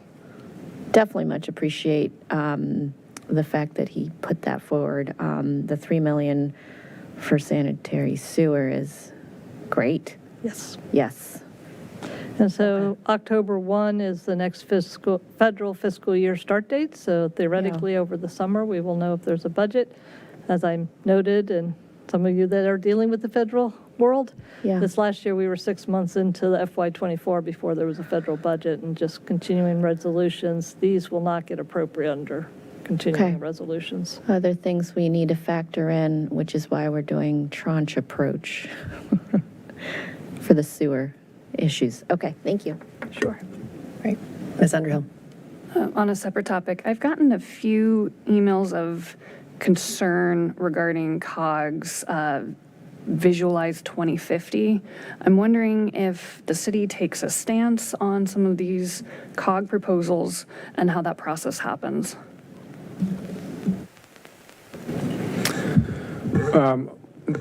Ms. Leon, did you want to answer? So I too had an issue that I voiced at the COG meeting, particularly about the representation of Virginia on the task force. There was an amendment at that meeting where we supported the resolution and the vision, but we, in partnership with Libby Garvey, who was sitting to my right, in partnership with Libby, we asked that we have more time to take a look at the Virginia representation, but that amendment did not pass. So it was voiced that those jurisdictions that were not represented on the task force, particularly Prince William, City Falls Church, Arlington, that we would rehuddle in our next monthly meeting in June to talk about the communication process and how to be inclusive for the jurisdictions that are just as important, right? Arlington has the most metro stops. I have no idea why Arlington wasn't included on the Virginia side. And so if you talk about equity, Prince William County, where does the metro does not go to Prince William County? We should probably have it go to metro, in Prince William County. So, and there's also a retreat in July that we're going to pick this up and talk about it. But there's definitely multiple jurisdictions, particularly Arlington, City of Falls Church, and Prince William, are going to work together to collectively address the concerns in the task force and make sure that, particularly it's focused on the short-term issue, not so much the longer-term issue of we want to be like Singapore, we want to be like Paris, France, right? They're completely different models. Those were the models that they put at the meeting, and focusing it to make sure that we have a tactically based funding objective so we can plan, as well as supporting more immediate needs like connected transit, right? Not 10 years from now trying to be like Singapore, which is great, but that's a lot of money. Yeah, some of the concerns I received were about highway widening projects and other things like that. What I'll do is I'll pass along the comments that I received along to all of council and the city clerk. I think we've gotten them too. I think a lot of them are the form letters that people submit. Okay, well, maybe that's what I got. And I think we can work together to aggregate it. So if it goes to me, CC Cindy from a legislative side, we can aggregate that into common themes, and we're meeting again in June to talk about it. Great. And I'll partner with Dave on the transportation side, right, to make sure that it's also covered there, because I think there's a close partnership with that. Great. Thank you. Great, thank you both. Other questions, comments for the city manager? Okay, I had one. Mr. Shields, you started your report with talking about all the good work that's forthcoming in the next few months. I know that this spring is usually the beginning of really heavy public work season, so thank you for all that upcoming work. I think Ms. Connolly had this idea maybe several years ago, was can we do some sort of map or like communication about all the work that's happening across the city so people know where things are happening with advanced notice?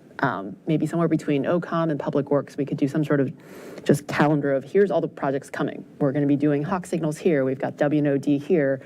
We've got sidewalks here.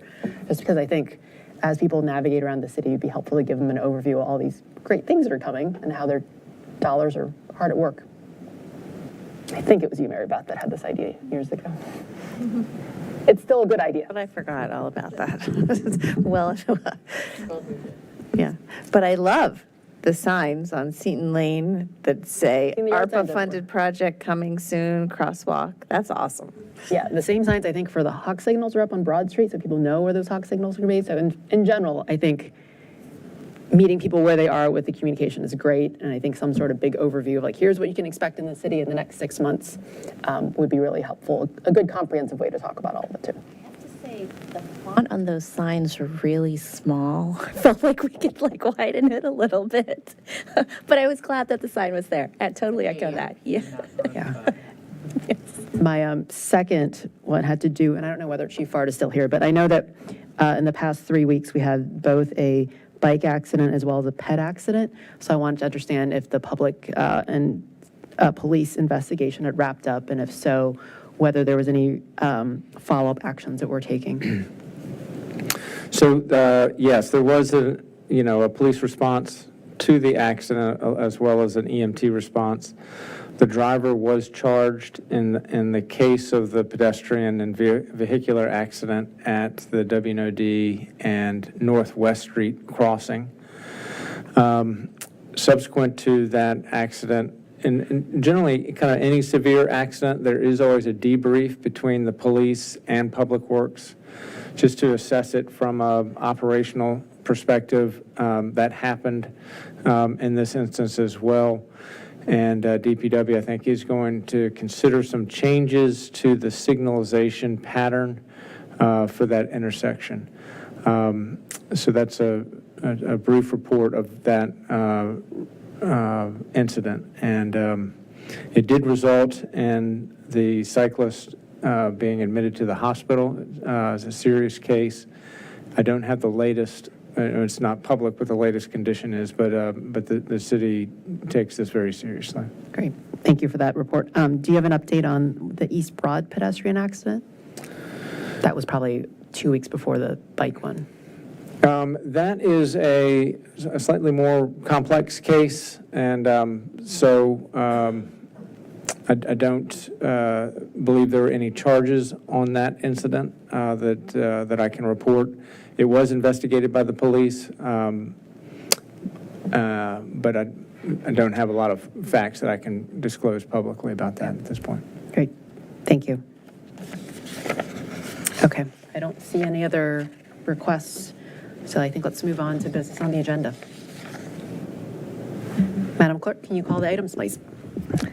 Yes, our first item, our first public hearing and second reading is the Budget and Capital Improvements Program item, TO 24-03, ordinance fixing and determining the budget of expenditures and revenues and appropriating funds for the fiscal year 2025 General Fund, School Operating Fund, School Community Service Fund, School Food Service Fund, Cable Access Fund, Sewer Fund, Stormwater Fund, Community Development Authority, and Capital Improvements Program funds, and to adopt the FY 2025 to FY 2030 Capital Improvements Program. Great, thank you. Mr. Shields. Well, thank you, Mayor Hardy and members of council. I do have just a few slides to go over just to summarize the discussions that have happened through the public process. Ms. Couture, if you could advance to the next slide.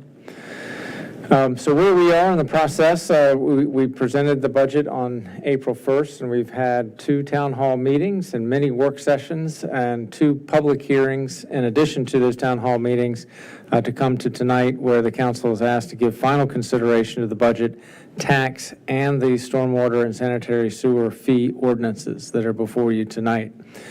I'm going to go through some of the changes that have the council has worked through and reflected in the markup session that occurred on March 6th. Before going into that, I do want to just acknowledge all the work that staff has done on this budget, led by our finance director, Kieran Bawa, and the whole team that backs her up, and all of our department directors and our deputy city managers. Also, my colleague, Dr. Peter Noonan, our superintendent of schools, is here in the room, and I'm just very grateful for his partnership and all of the work we do together for the betterment of the city, and our work together on budget planning has been particularly impactful. Next slide. So the next 3 slides will just summarize the changes that were discussed at the markup session a week ago. So I'll start with changes to the capital improvements program. There are 3 items that were removed from the CIP. The first is the public safety evidence garage, and that is an item that is the concept for that facility is embraced now in the property yard study and in the proposed budget for the property yard new building there. The City Hall Annex fit out, because those funds have been removed from the operating budget, the fit out, $375,000 for new lease space or new purchase space for City Hall employees is removed from the CIP as well. $125,000 stays in the budget to help with the fit out of the police touchdown space up at the West Falls project. And then the Kaiser parking garage, that is taken out of the CIP. That was an unfunded item, so that had no direct budget impact. But the first two is a reduction in the use of capital reserves in the 6-year CIP, the Capital Improvements Program. Next slide. So there's 2 slides here just about the impacts of the penny reduction proposal, first on the general government and then with the school division. So what would be taken out of the budget is the professional standards manager that would be dealing particularly with the policy work and the proofs of compliance of all of our officers with our departmental policies that are associated with accreditation and best practices. Our human resources generalist, that's an administrative position that's taken out. The transportation project manager, that remains in the budget, but it is converted to a term position, and we will use capital reserves to fund that position. And then a sort of a technical change to the facilities project manager in the budget, a delay of a month. And that takes us to $283,000 reductions on the general government side. On the school side, next slide, there are 2 full-time positions, the secondary counselor and the math resource teacher would be removed from the budget, and then savings for health insurance. So a 2 FTE reduction on the school side. Next slide. So with those changes, the tax rates and fees, so the tax rate of reduction would be of 2 cents for a rate of $1.21. And again, as originally proposed, there'd be no other changes to other taxes. And then essentially the inflation adjustments in our sanitary sewer and our stormwater fees. And then a 10% increase in the availability fees to help us pay for expansions of the city that are paid by developers when they make new connections to the system. Next slide. So the impact on the median home tax bill would be about a 1.5% increase for your average homeowner in the city, your median homeowner in the city. Next slide. So I do want to just note many of the things that remain in this budget. This is a very strong budget with really important and impactful investments in the community, investments in our people, process modernization and process improvements, investments in infrastructure, and investments in the council's strategic initiatives, all happening in the context of a city that is very dynamic and growing. Next slide.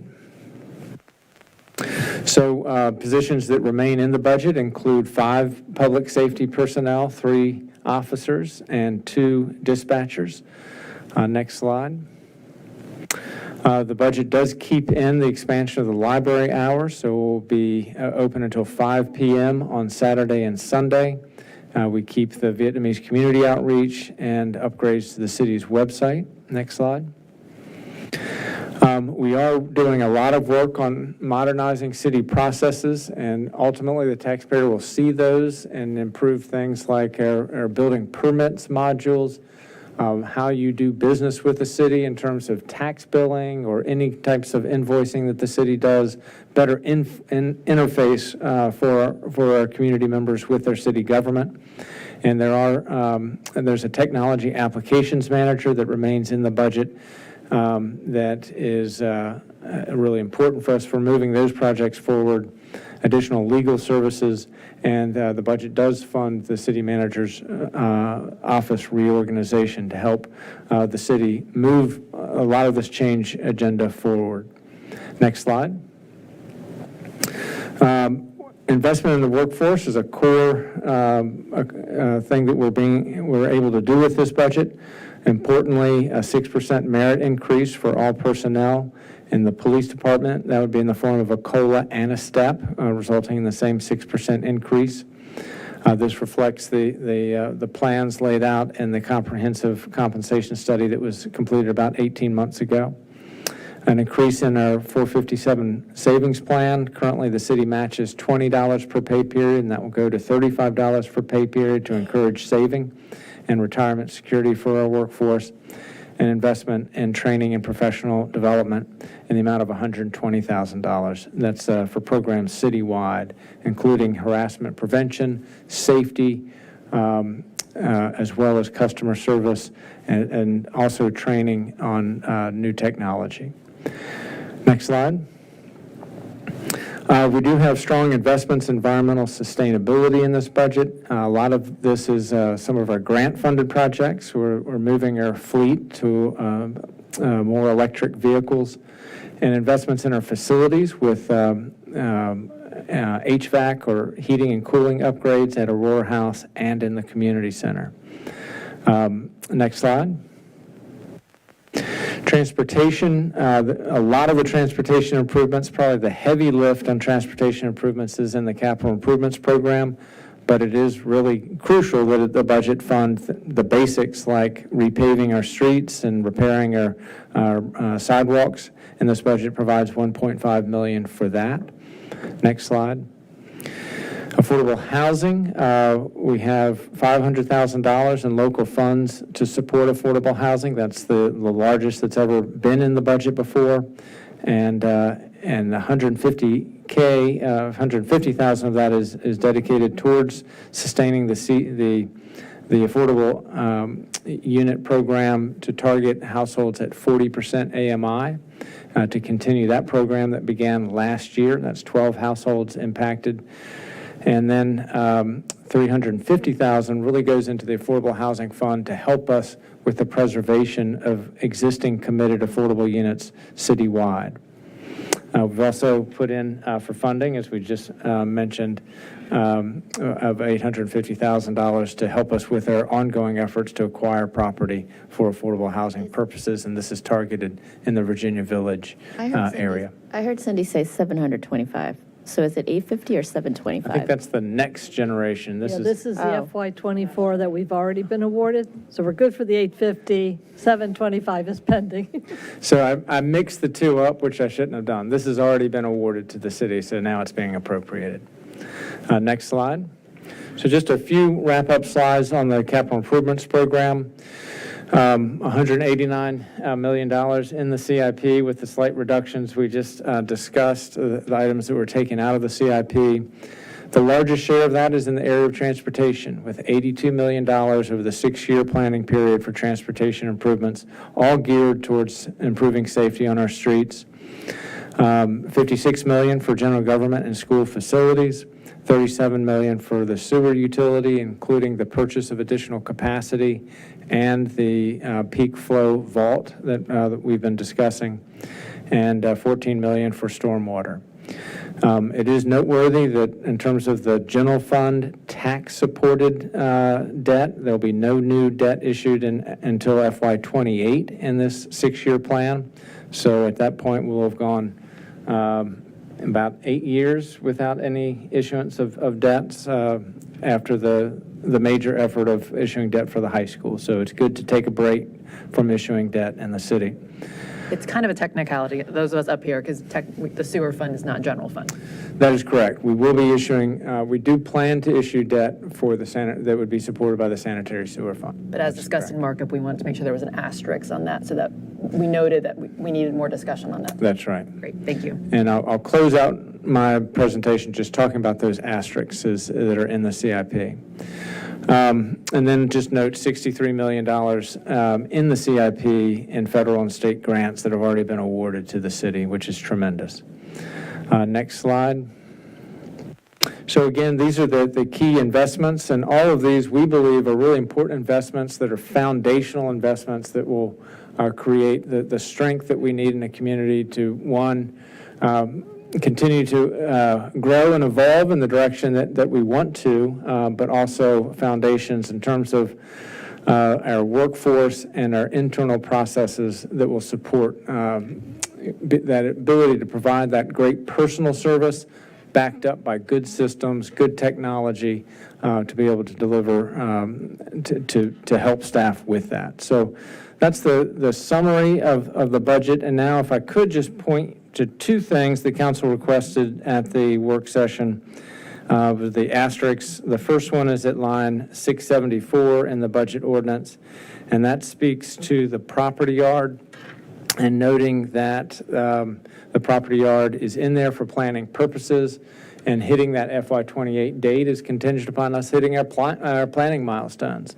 And we're already putting together the Urban Land Institute TAP application. We hope we'll be successful with that. That'll be one really important step in that process. And then the second asterisk is with respect to the sanitary sewer fund, to note that we'll continue to explore all available financing means for the additional purchase of capacity.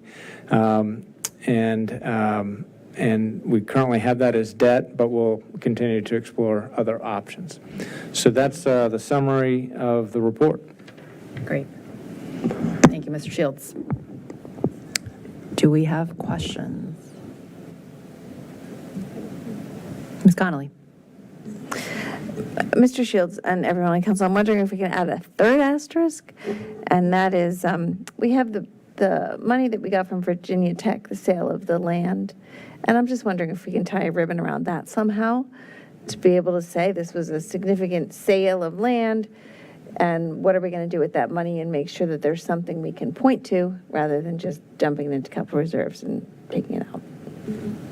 I don't know how others feel about that. And I don't even know what the asterisk looks like, but I just feel like... Is there a current plan? I mean... We don't really have a plan, but I would just want to I make don't sure... disagree with it as a concept, because I do think it's effective. It's effective to continue to bring around the water sale and how that supports the pension plan. But I don't know if it ties into anything that we can asterisk today. It may not. It may be more of a long-term... But I like the keep an concept eye on that. because it's a big sale, and people often question those, releases of land and parts of our city. So I like that as a concept, but I don't know that we have anything to touch. Yeah, I can attest. It doesn't really have a brand or a tagline associated with it. It is part of the drawdown on capital reserves, and so it is going to reinvestment in the community, but it has not been sort of highlighted that way. And so I think that is maybe something that we could take away from this discussion and come back with kind of a more resonant story in terms of how that money specifically is being used. That would be acceptable.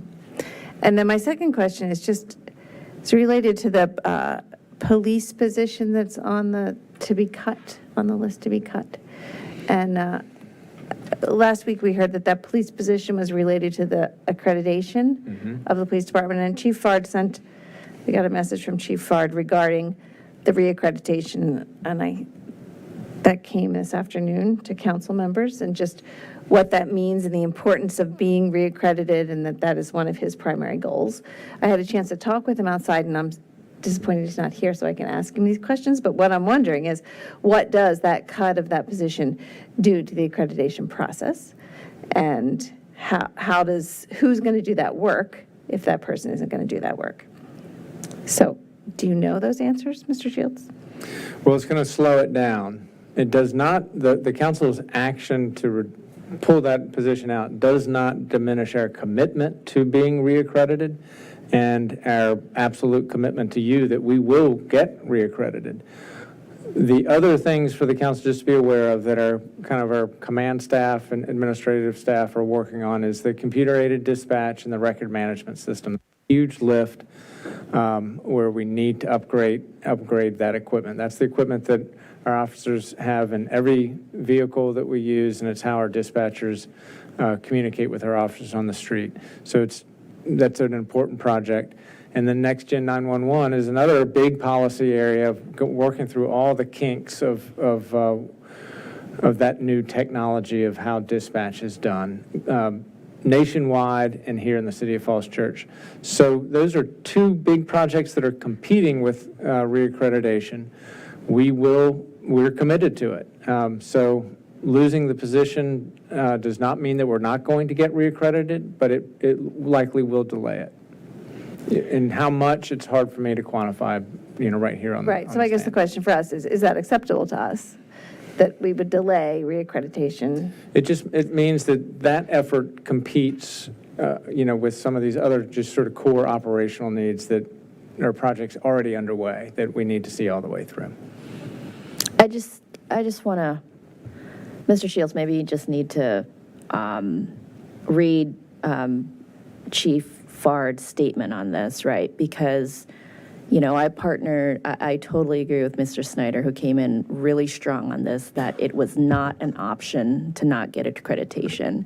So I think what Chief Fard has committed to is that it's a mandate that he's implemented for his department, and he has already begun the process. Mm-hmm. So the elimination of the position it does not mean we stop. We are absolutely chasing accreditation, and we're starting the process. Correct? That is correct. Okay. And we've done a lot of the really important steps with that process, including updating all of our general orders. And that's a crucial step in the accreditation process. And that's a big, heavy lift that very capable team has already completed. And then what is factored into the process is once we've actually done the work, then there's an independent body who does an independent assessment, and that also is part of the timeline that it takes to achieve accreditation, correct? Yeah, we don't schedule the outside group to come in until we know our files are in order. And that's the big work that still needs to be done, is documenting all of our proofs of compliance with established policy. That's the work that is now our main focus. I think it would be wonderful, if we could ask Chief Fard to just give us periodic updates on this, and that we don't lose sight of this really important process, understanding and respect that it takes time to do it right. But I think we just want to keep it visible and make sure we're transparent that we are chasing this, and we will get it done. That's a great idea. And I presume that adding additional staff, while not focused specifically on accreditation, would presumably be distributing the work as, a better work distribution among staff as well within the police department. And we're adding 5 FTEs, right? In the way the current budget is, so. 3 officers and 2 dispatchers. 3 officers and 2 dispatchers is a significant increase, with the hope that, as we're bringing those on, that they are also brought in to be doing this as part of their job from the get-go.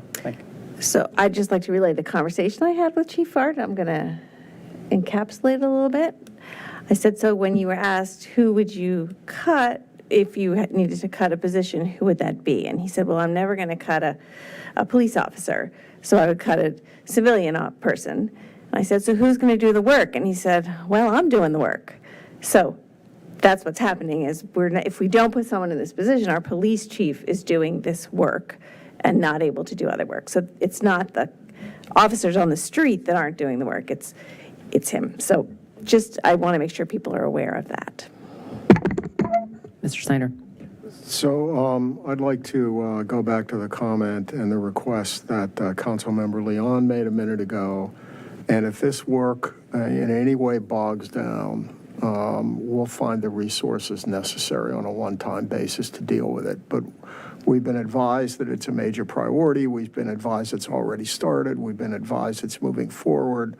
And so, again, if anything happens that this does not move forward appropriately, then we can find the additional money if necessary. But it doesn't seem to be necessary right now. And to confirm, we've been accredited before, and so this is a new position. So in the past, this work got done. Correct? It has been done in the past, yes. Okay. Thank you. Other questions?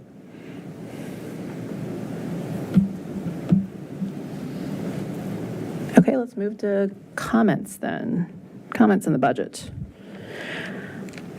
I'll officially open up for public hearing for the members of the public that are out there. Okay, seeing none, I'm going to close the public hearing. Comments from council.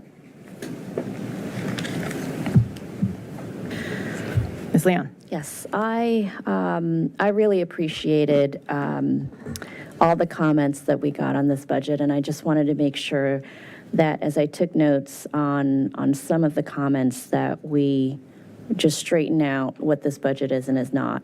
I heard that the 1 cent reduction will delay projects. We have pretty much funded every ask regards to project management for DPW, and the project manager that was listed as a reduction was really not a reduction. We just moved it over to be funded from capital reserves. So I just want to make sure, and Mr. Shields, let me know if I'm incorrect, but the intention around enough project management to support the ambition on projects, we're able to continue, particularly on the DPW side and on the SIP. Yeah, the project manager positions are funded. Yep. And we identified those as very key to driving execution. That was the lesson learned from the last SIP, is that we didn't have enough project management to make sure the priorities and, kind of the forward momentum on those projects was happening. I also heard extended hours for library. We are funding extended hours for the library. That was in the budget. We continue to support. You had a slide, Mr. Shields, that talked about our investments and environmental sustainability. So want to make sure that we call out what we are doing in that budget. And then the whole notion of making sure that we're covering the needs around sidewalks, right? So I believe there are other items, but hopefully I didn't miss anything as I was typing, but I just wanted to make sure for the record that that was out there. If there's any other comments on things that I missed, please, I'll let my peers kind of add to that too. Can I just jump in on the environmental sustainability piece? Because, we did spend all last year working on energy action plans, and it's a very aggressive program, and we've all committed up here to work on that. And so what we've asked to have incorporated in our work plan that's coming back in June is to talk through how we're going to achieve those and keep a crosswalk of where we're meeting and where we're missing goals along the way, and to talk about a distributed model of all of our staff using a lens of environmental sustainability. So it doesn't matter what role you play, you have an obligation to be thinking about how your role as a general government or schools, how your day-to-day can be looked at with a lens of environmental sustainability, greenhouse gas reduction, like a more distributed model. That said, we've also asked to ensure that, when we move forward with this structure, that there is somebody who is the person in charge on general government, whether that's one of the deputy city managers. I want to make sure that I'm being really clear in the expectation that there will be the buck stops here kind of person who's going to be working at City Hall. Not named, I know we're not naming them as an environmental sustainability staff person specifically, but someone responsible for continuing to drive community energy action plans and our government energy action plan as well. That's important, and just want to reiterate that is one of our key council priorities. Thank you. Great, thank you. Ms. Connolly? Oh, I think we missed a disclosure statement to read at the beginning. This is this disclosure statement that the city attorney said I do not need to make anymore, but I would like to make it just because everyone's comfortable with this one. So I'm going to say, I make the following statement. In the midst of the City Council's discussion of the FY25 budget, I am an employee of the Falls Church City School Board. However, I'm also a member of a group of 3 or more persons who may be affected by these matters. I can participate in them fairly, objectively, and in the public interest. Thank you, Ms. Connolly. Sorry, and one other comment. Mr. Shields, around the city reorganization, I know I was probably one of the biggest, I pushed that really hard. And I just want to, I support that, but please, it's really important that we come through on the commitment to drive process improvements. So it would be wonderful if you gave consistent updates quarterly, I would suggest, right, on how we're driving one, a plan for the process improvements, and then the progress that the result of funding, this reorg at the executive levels will drive. I just want to make sure that we keep an eye on that, support what you're doing there, but it's really, really important to focus on the results. We all agree, and we're committed to that. Other comments? Ms. Underhill? I wrote a short speech. I'd like to give a heartfelt thank you to staff who have worked so hard to put together this budget. I can only imagine how difficult it is to balance the diverse and often incompatible demands of the seven-headed hydra that is City Council. I'm proud to report that with this budget, we're able to reduce the property tax rate while simultaneously increasing our services, which is astounding. And that's especially impressive considering that neighboring jurisdictions are doing the opposite. Fairfax and Arlington are raising taxes while cutting services. It's crucial to recognize that this was possible for us in Falls Church, largely due to the mixed-use projects that City Council approved.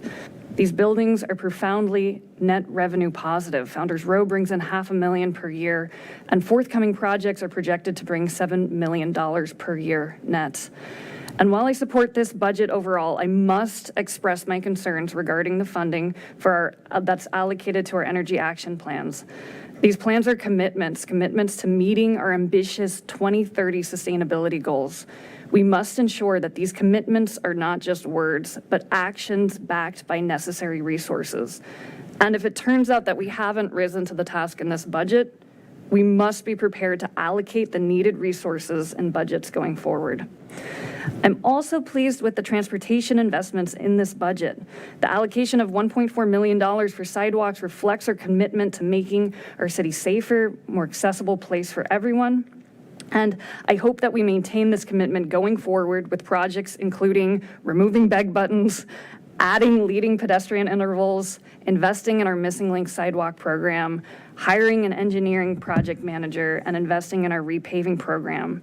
These are all unfunded needs right now, and they are crucial steps to ensuring that our streets are designed for everyone, from children to seniors, and including our VML If I Were Mayor winner, Madeline. Our community expects excellence in our school system, excellence in our library, excellence in rec and parks, and in public safety. This budget allows us to maintain and even grow those incredible services, but there are still a lot of items that remain unfunded. All things considered, I'm satisfied with this budget, but I do hope that we can continue to push for funding more innovative and sustainable improvements in our future. Thank you. Thank you, Ms. Underhill. Ms. Flynn? So I'm not going to be as eloquent because I didn't prepare anything. So you're getting my stream of consciousness over budget season kind of remarks. And I think I started this saying, I appreciated staff's work in this and sort of the focus in this budget on strengthening foundations. I think that it's something that we can't deny, sort of that the growth that the city is undergoing, and that we looked at this budget in terms of what we needed to do to support that growth and make sure that for everything that we had invited with growth, that we were going to be successful in achieving that, and that we were kind of investing in our infrastructure and investing in facilities and investing in people and tackling, workforce issues and wanting to support sort of a positive workplace culture, and also respond to, the schools' needs, and recognizing that we are putting, pressure on the schools with the growth that we're inviting, and that we're, hopeful that all the modeling that we've done will kind of play out over time and also match up with the revenues that we're hoping, all of this development brings.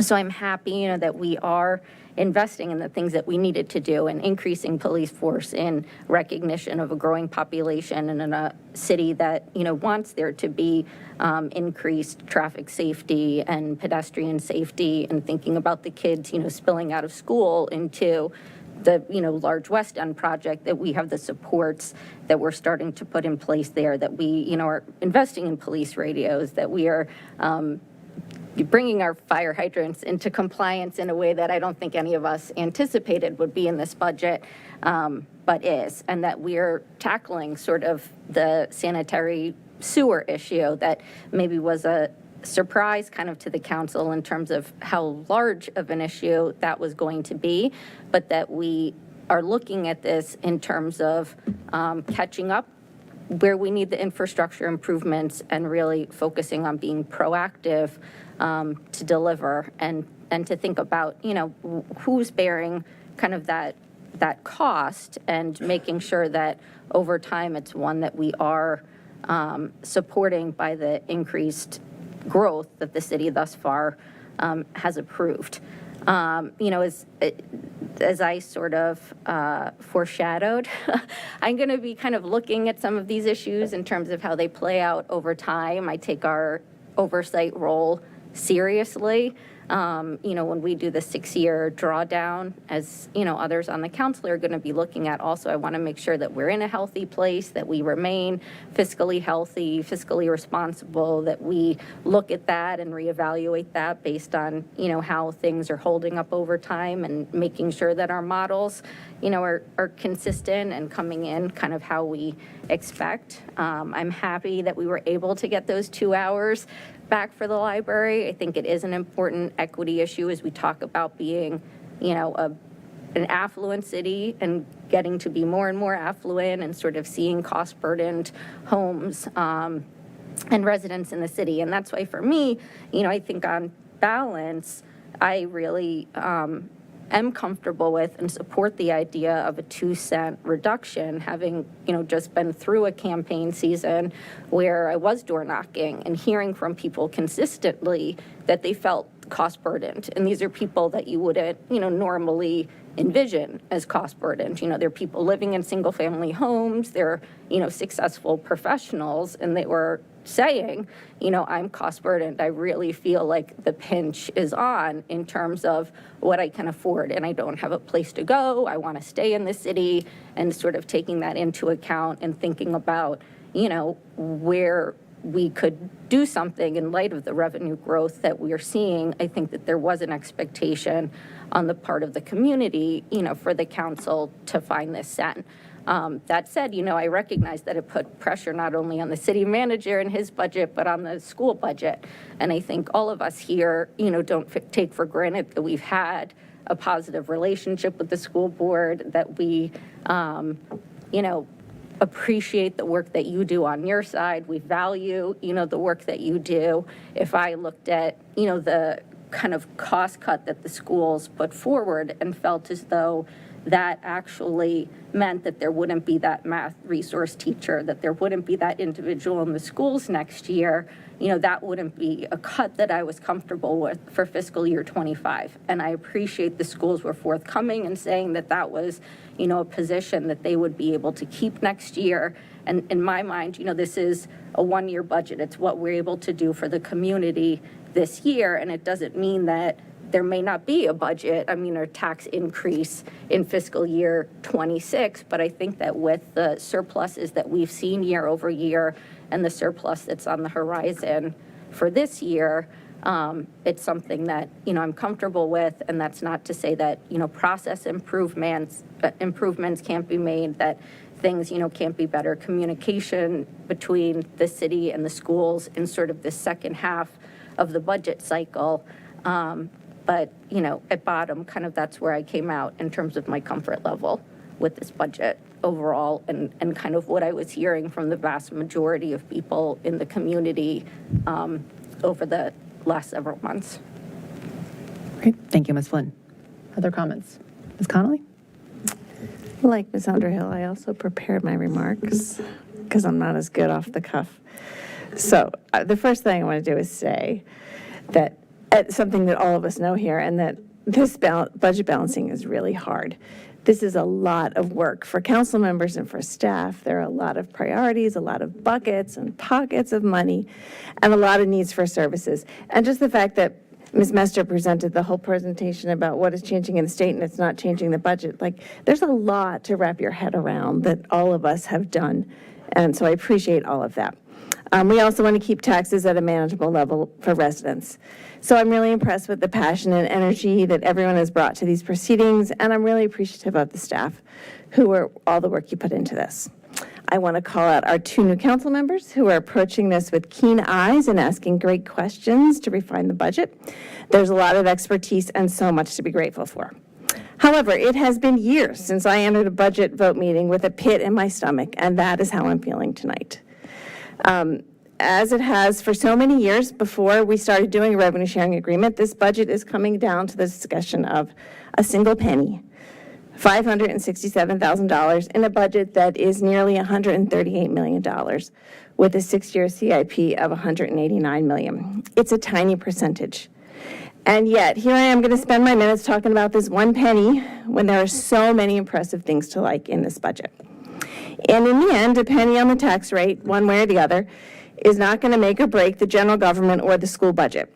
But it is going to damage the trust, communications, and relationships between the school board and city council that's been built for the past 6 years through our revenue sharing agreement. Earlier today, I took a look at the history of the revenue sharing agreement, a document I wrote to memorialize what the budget process used to look like and how it has improved because of this agreement. I wrote this. It's about 6 pages long.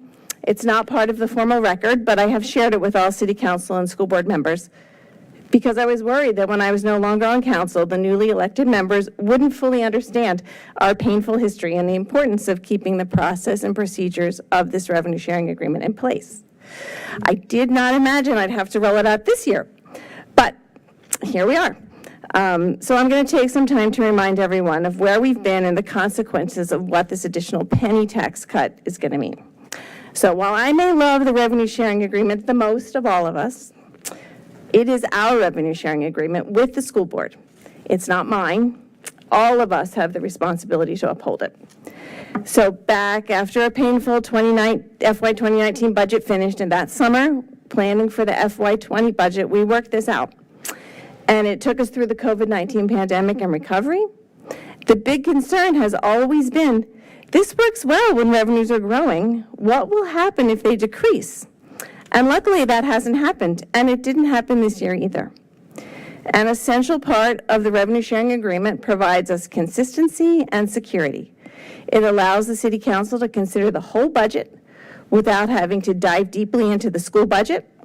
It eliminates the need for community members to show up in a panic and advocate for school funding because they trust that the elected officials have it under control. It creates better community relationships. This year, we were able to push budget deliberation out a full 2 weeks to get more complete revenue estimates from the state and preliminary numbers. And because we've had this consistent process, we were able to do that. However, that means that the school board votes tomorrow night on their budget. They don't really have a lot of time to get together as a group and consider what those cuts will be. The first part of the revenue sharing agreement takes place in December at the joint meeting where we look at projections and begin to develop budget guidance. At that meeting, we learned that due to the opening of 1,000 apartments that we're all eagerly anticipating, the school projections are 85 students in the coming year and another 126 the following year. There was some concern among school board members that this was going to be a big jump, almost completely tied to mixed use. And the city council, this is basically what we said, which was, don't worry, we've got your back. This was all part of the plan. We knew this was coming. We knew more students would be coming. We built school capacity, and we'll fund the needed staff with the revenue from those buildings. Growth pays for growth. We also learned that the revenue projections are strong for the rest of the city, and commercial real estate assessments are increasing. When the council passed budget guidance in December, we asked to see a budget that included a 1 to 3 cent tax cut. And as far as I can tell, that was the last time there was official discussion of anything more than a 1 cent rate cut until April 18th.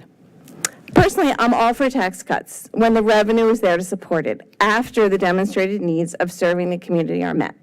In the past 5 years, the years that we've been using the revenue sharing agreement, we've managed to move the tax rate from $1.355 to $1.23, something that we all should be immensely proud of. So a request to eliminate an additional penny didn't come up from any city council members during the 6 weeks the school board considered and deliberated on the superintendent's proposed budget. It didn't come up when the school board chair joined the city manager for the budget presentation on April 1st. Maybe it came up in private conversations that everyone was not part of, but it certainly was not publicly discussed. Last week, when I realized the second penny was happening, I thought, surely I just must be jet lagged. This isn't actually happening, because where did this come from? I asked my colleagues at the City Council work session meeting, and there was a general shrugging of shoulders with the assumption that it wasn't a big concern among the school board. I was surprised to hear this, because in all my years of doing this, I had never encountered a school board that didn't advocate for their request. I figured that it was okay with the school board and that was their choice, but I was going to advocate for the revenue sharing agreement. And then tonight we heard that school board members are now paying attention, and they've realized that this is what's going to happen. Less than 24 hours from now, they have to decide on what to cut. The recommendations we've seen there are staff recommendations. The school board hasn't come up with what they'd like to cut. And the unfortunate part about all of this is that we know that after the budget is approved, we will be dealing with a large revenue surplus for the current year. The excess revenue will be split at the end of the year, and it looks like there's going to be a large revenue bump for both the general government and the school board, and everyone's going to get an infusion of one-time money. But that can't be used for salaries. So, Ms. Flynn, the salaries would be funded for the next year, but will they be funded the following year? We don't know. Remember, the schools are expecting more than 200 new students in the next 2 years from the development that this body approved. And by not fully funding this year, we're making next year more difficult. I have some concern with specific cuts. I think the police department cut is a mistake.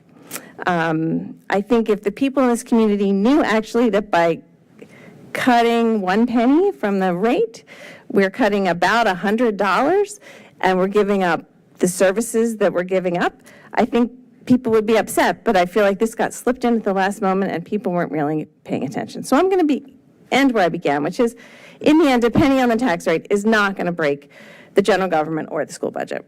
But it's going to damage the trust, the communication, and the relationship between the school board and the city council. There's a lot to like in this budget, but I'm going to vote against it. And I don't usually vote against anything to register my disappointment, but I am going to vote against it because I feel like those really important principles have been disregarded in the last few weeks. Thank you, Ms. Connolly. Do we have other comments? Mr. Snyder, go ahead. So one thing that's always guided me in budget deliberations is a reminder that while I pay taxes, the reality is that I'm spending other people's money. And so if there's an opportunity to not take any more than we absolutely need or to return, as we have once or twice, then I've always been for that. And that's kind of where I come out on this. If you look at this budget up and down, more than the essentials are covered under this budget. Very fair treatment of employees in both the city and the schools. Very much providing for the increased demands that development has put on the city in terms of more employees that are necessary to serve the increased population. And, for example, the sewer costs, added sewer costs are now totaling roughly $37 million. So I think when you total it all up, the mixed-use developments are not an unmixed benefit. But the reality is we've built and we have to provide for it. And this budget does that. It does it in terms of supporting our existing employees, of increasing necessary employees, particularly in the public safety area. With regard to some specific areas that have been discussed in the last couple weeks, we've been advised that the police accreditation will go forward. We have a contingency plan if it perchance were to bog down. The staff that will be managing the energy plants is not asked for necessarily an additional person, and we'll review that to make sure that those plans are going forward. The library hours were put back. But you take the long view, and this budget certainly covers all the essentials in both the schools and city, and that's number one. Number two, it matches our aspirations in various areas. And number three, we're not taking more than we need to from our citizens who are the taxpayers. With regard to the relationship with the schools, I think the arrangement has been very, very generous to the schools. And I do think, though, we should maybe look at starting our cooperation and coordination with the schools in the budgeting process earlier, perhaps even beginning earlier in the fall, so that communication, to the extent that there are any issues, is assured, and so that the schools have, as they begin their process, earlier communication with City Council. So I'm thinking maybe we should really start some of the planning and coordination between the city and the schools earlier. So that's finally where I come out. I think there's no budget that's perfect. I have concerns about the reserves. I want to make sure we preserve those because we've seen in the not too distant past that things can change dramatically and quickly. I want to make sure that we're maintaining our reserves. I want to make sure that we're adequately funding and supporting our employees in both the city and the schools. We're doing that. And fundamentally, we're not taking more than we need to from the taxpayers, and therefore I support the 2-cent reduction. Thank you. Thank you, Mr. Snyder. Vice Mayor Hiscott. Thank you. I'm trying to figure out where to wedge in my comments without duplicating everything, and I didn't not either write a speech, but I'm feeling like I'm the sixth head of the Hydra. I really like that analogy, Justine. But I do want to just hit on the 4 top topics that Wyatt addressed, that the city manager addressed, because I think first and foremost, it's people who make the general government and make the schools, and we have continued to invest over many years, over many decades of a lot of hard work in making sure our salaries are competitive regionally. That, you know, both the schools and the general government have done extensive work to make sure that we are paying our employees well, that we're investing in a 6% merit. I know that if you look across other industries and other regions, that's not the case, or other areas of the country. I feel that's incredibly important because we have such great staff across the board. So I'm very pleased that we're investing in our people, changing out savings plans, putting in more professional development dollars, areas that we have highlighted as needing on the general government side, specifically on the professional development. Our infrastructure, I know when I started 3 years ago, that has been one of my areas of concerns after talking to people about, you know, it's great that we have all these gold standard everything, but I drive down, you know, Little Falls and, you know, I pop my tire, or the bridge is collapsing, or, you know, we hadn't, in leaner years, we had not invested as much as infrastructure as we had in people. And now we're doing both. We're investing in our people, we're investing in infrastructure, you know, our staff that's gotten $63 million in grants, investing another $82 million in transportation. These are big numbers for a small city, and these are incredibly important that we balance out what we know are our gold standards, our schools, our libraries. They've won just about every accolade under the sun. So I think it's really important that we keep investing in those great, you know, shiny students and the shiny areas of the city government, as well as the less, the areas that we've invested in less. So I think it's really incredible that we're working on infrastructure.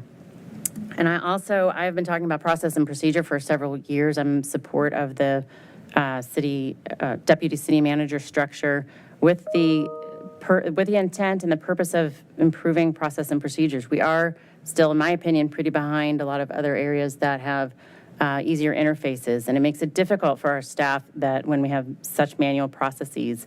So in areas like HR, there are things that we can do and we can learn and improve upon and make it more efficient and make it a better job to have in the first place. So I'm pleased with the process and procedures. On the budget process itself, I have talked with the vice chair of the school board and my budget buddy about how to improve the process, because it's challenging when, you know, from my perspective in December when we gave a range of tax cuts, that is in all good faith effort for a revenue share, 1 to 3 cents. When we talked about if the tax cut, if we made additional tax cut, that it would be split between general government and schools. And in talking with my my counterparts on school board, it wasn't as clear to them as it was in my mind. And I take the blame for that, for not being more communicative along the way, because we get the school's budget, and then there's a big gap before we see the general government budget. I mean, there are many months where, not that nothing's happening, because obviously there's a tremendous amount of work being done, but in terms of public meetings, our focus as city council is not as laser focused on the budget until the city manager brings that to us, which is the end of March, beginning of April. So I think that timing it's become even more apparent this year that that's really challenging. And there's absolutely room for improvement on that. And I believe in the spirit of the revenue sharing. I'm, a big supporter of public schools. I spent the last 20 plus years working on that and focusing on that, and believing that we continue to move forward in good spirit with that. And that includes that the pressures that we face from our taxpayers and our cost burden folks, and taxpayers who just expect to get some return on all of the increase revenue that we've seen from the development that they face as they drive down the street every day. The interruptions and the disruptions, and the expectation that there's tax relief benefit from that. And it's a really tough balancing act. It is a hard job to do that. And I think that we all up here have put a tremendous amount of effort and thought and time into all of the decisions and discussions we've been having. I think Wyatt might have been, he said, I don't know, we had a couple hundred more questions than we've ever had before. I mean, this council has taken our role very seriously. There's a lot of dog-eared and beat-up budget books and manuals and speeches being written and binders. This is not something taken lightly. I do see the surplus revenues again this year. We have $4 million coming, around $4 million, $2 million to the schools and $2 million to the city. That would support some of the previously ARPA-funded roles that we're talking about in the schools. To Mary Beth's point, that doesn't address it for a longer term because it's a one-time fund. It's not in the operating budget. But I think we need to continue to review and assess overarching when we bring in 16 plus FTEs, are we doing the best we can for our taxpayers, and we're using those FTEs appropriately? I'm starting to ramble. Let me just wrap up by saying I'm impressed with the work that's been done by staff and by my council colleagues to really dig into these issues and take them very seriously. Hydra, though we may be, there is still a core body that is holding up all those 7 different directions that all believes in servicing general government, the schools, and our residents. So with that, I'll pass over the mic to the mayor. Great. Can I chime in? Sure. Ms. Leon? Sorry. I just want to, it's really important that I put out there that we in City Council, and I'm going to speak for myself, we absolutely support the revenue share. The whole notion that in this process we did not support it is a little concerning, because we have a fact pattern that shows that we have shared, right? Like from the spirit of the revenue share, we share it 50-50. We haven't deviated to make it 60-40. There's no intention to make it any different. It's 50-50. I hear and respect the fact that with any process, communication, there's always opportunities for communication improvements. And so I think we can take a look at that as Chair of Budget and Finance. I think we can start to look about issuing meeting minutes and making sure that people are very clear what is discussed and not expect folks to just watch the meeting. I want to make sure that from the perspective of the intent here, we announced in December a range. When we met in April, we publicly, I think Mary Beth, you and I said we would be open, to more than a 1 cent tax cut. We moved up Budget and Finance up a day so that you could participate, right, before heading on your trip. And at the end of that meeting, we asked Mr. Shields to come up with options to explore an additional tax reduction, right? A half, our portion of it, which is a half penny. And so I think from the perspective of just the communication aspect and improvements, I think we can take a look at that. But to say that we did not support a revenue share is concerning to me. So, and I'll just leave it at that in closing to reiterate the fact that there is support for that revenue share, and there will continue to be, even though there is sentiment that perhaps it wasn't respected. It is, and it will continue to be. Great. Okay, so I will wrap up. So first of all, I wanted to pick up where Debbie was. I actually went back and looked. It's not hundreds of pages, but it's close. It's 36 pages of budget Q&A and 86 questions. 86 questions, which might be a record. And I mean, I remember when these used to be really long. So thank you to staff and to my colleagues for really digging in. I think the diligence and the work and time and thought put into this budget is not certainly lost on me. This is my 8th or 9th budget now. So I really appreciate how hard everyone has worked and how thoughtful everyone's been. The comment that I heard throughout all the comments given tonight is about balance, and budgets in the day are about balance. I think you've heard all the comments about all the good things that we're doing between having parity and very generous salary increases in general government and the schools, extra project management resources, deliver all the projects our community expects, environment. I mean, if it were to me, we would do a lot more sidewalks, but we're doing a lot for sidewalks. I think that what we have not mentioned is actually we're 3 times increasing the contribution, the local contribution to affordable housing, and that's sizable as well. So we're doing lots of good things. And so I really appreciate that this budget does good and balances a lot of the priorities while investing in the future and being responsive to those community needs. Mr. Schneider and I sometimes do not see eye to eye on some things, but where he and I do share philosophy is that at the end of the day, budgets are about making sure we are using taxpayer dollars wisely. And we are very, very fortunate in Falls Church. It is not lost on me also that besides Falls Church and Loudoun, we are the only 2 jurisdictions in Northern Virginia with revenue growth. And hopefully we are also the only 2 jurisdictions to be able to offer a tax rate cut. And an 8% revenue growth year is remarkable in the environment we're in. And so I hope that people pause and appreciate that. But at the same time, 8% revenue growth doesn't mean we should spend all of it. After taking care of core needs, I do think that we also need to take care of the rising cost of living and the burden on our taxpayers. And so that's been a core part of my philosophy, I think, in terms of fiscal responsibility in my 8 years on council. And so on the process side, because I think there's 3 of us who were here before revenue sharing agreements were implemented, I remembered how terrible those budgets were. I remember my first 2 budgets, in fact. And so I very much appreciate and value the good relationship we have with the schools. From a process perspective, I think you're hearing that we certainly are open to improving it. And when we provided guidance in December, which was 5 months ago, if that is not early enough in the process to talk about how serious we are in looking at options, we can certainly talk about moving it to the fall. But I do feel like that was a fair point to kind of indicate to both general government and schools that we would like to look at tax rate options.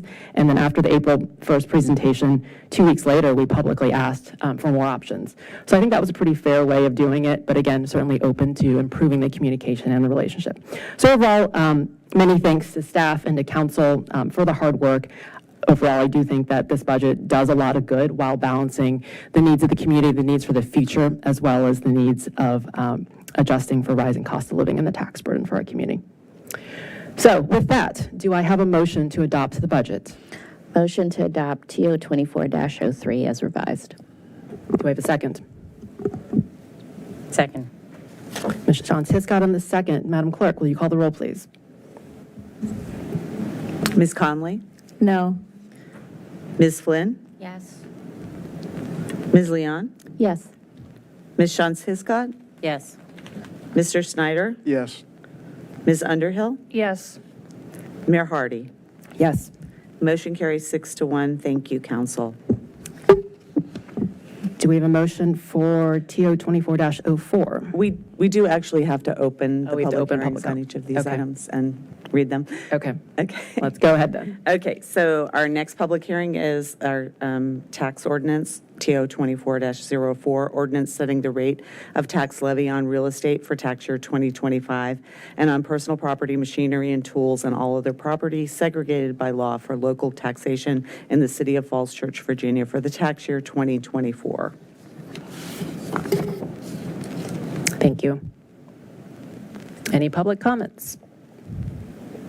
Okay, seeing none, I'm going to close the public hearing.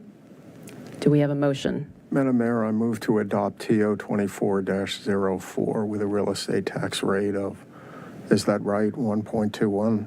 Yes. Second. Ms. Leon on the second. Madam Clerk?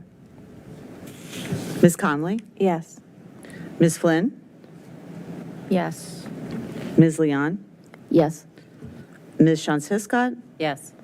Mr. Snyder? Yes. Ms. Underhill? Yes. And Mayor Hardy? Yes. Motion carries 7-0. Next, we Madam have... Clerk? Oh, yes. Can I just circle back? So the motion that was made was to adopt the ordinance number?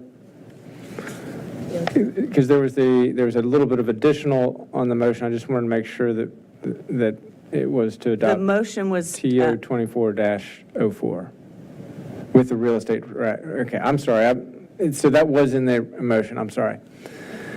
That's what I heard. Disregard what I just asked. Never mind. Thank you. Okay, Thank you for you. keeping us on our toes. Sorry. So our next item, are we ready for that? I think we are. That is our stormwater utility billing rate, TO 24-05, ordinance to set the stormwater utility billing unit rate in accordance with the Chapter 42, Article 7 of the Code of the City of Falls Church, Virginia, as of July 1, 2024. Any public comments? Seeing none, I'm going to close the public hearing. Do I have a motion, please? Move to adopt TO 24-05. Ms. Leon on the second. Madam Clerk? Ms. Conley? Yes. Ms. Flynn? Yes. Sorry. My pen just failed, sorry. Ms. Leon? Yes. Ms. Shantz Hiscott? Yes. Mr. Snyder? Yeah. Ms. Underhill? Yes. And Mayor Hardy? Yes. Motion carries 7-0. Last one. All right. And then last are our sewer rates. TO 24-06, ordinance to amend, reenact, and recodify Chapter 42, utilities to revise sewer rates and fees as of July 1, 2024. Do we have any public comments? Seeing none, I'm going to close the public hearing. Do we have a motion? Motion to adopt TO 24-06. Do we have a second? A second. I heard Ms. Hiscott on the second. Madam Clerk? Ms. Conley? Yes. Ms. Flynn? Yes. Ms. Leanne? Yes. Ms. Shantz Hiscott? Yes. Mr. Snyder? Yes. Ms. Underhill? Yes. And Mayor Hardy? Yes. Motion carries 7-0. Thank you, council. So it is 10:20. Do we feel like getting through the rest of the items, or do folks want a quick break? Keep going. Okay, we're going to keep going. We're going to get out of here. Mr. Shields? Or Madam Clerk, are you taking this one? Yeah. So our next item is TO 24-09, ordinance to amend City Code Chapter 2, Administration, Article 4, Authorities and Boards and Commissions, to add a new Section 2-118, Eligibility, and to make minor practical edits to Section 2-119, and to amend City Code Chapter 30, Personnel, Article 4, Pension Plans, Section 30-118, in order to reference the new code Section 2-118, all effective July 1, 2024.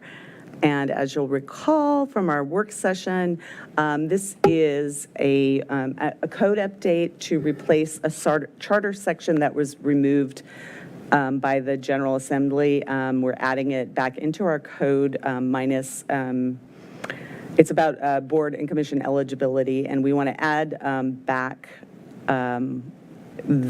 everything except for what was required, that board and commission members be qualified voters of the city. We requested that that be removed from the charter to allow folks who are maybe here on military, State Department, registered somewhere else from another country, but still are residents here, be able to serve on boards. What the General Assembly did was remove the entire charter section, and so we thus will have no guidelines for eligibility, and we wanted to retain some of those. So this is just doing that, adding it back into the city code part, so we have control over that. And it's just doing a few cleanups as well. And to confirm, I didn't see any edits since the work session, so this is No, what we saw. nothing's been changed. Great. Yeah. Okay, any questions or comments on this one? And this is a first reading.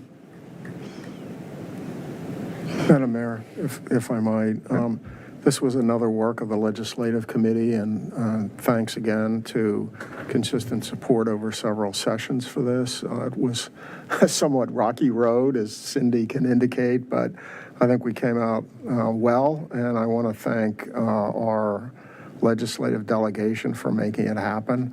I think it will allow folks who may not be voters here, whether they're military or State Department or refugees, able to participate fully in city government. And I think that's all a plus. I will say that I was concerned about an EDA action and an appointment where we preferred a business owner outside of the city to a long-term resident, former mayor, and expert on long-term development. So that really concerned me a lot. I don't want to suggest that this solves all the issues, but I do support it for the reasons indicated, and thank the Legislative Committee. Thank you. Do we have a motion? Move to grant first reading of TO 24-09, schedule second reading and public hearing for May 28th, 2024, and advertise the same according to law. Do we have a second? Who was the second? I don't think I heard a second yet. Oh, I'm sorry. Ms. Leon on the second. Okay, thank you. Can you call the roll? Yes, Ms. Conley? Yes. Ms. Flynn? Yes. Ms. Leon? Yes.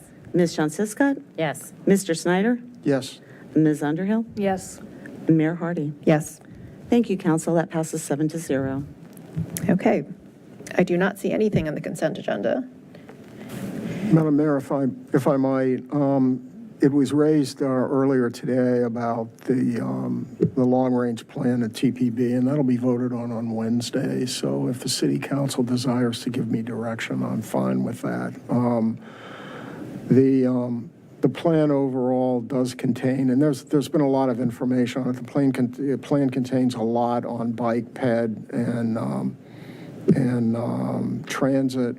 It also contains a lot on highways, and there are two projects in particular that have attracted some attention. One is using the express lanes on the Woodrow Wilson Bridge, one or two of them for traffic, with the idea that it would be some time before transit could use those lanes, and why not use them for traffic? There's also a fallback that VDOT talked about today that would only extend that up to the Maryland area. Prince George's County apparently has expressed some concerns.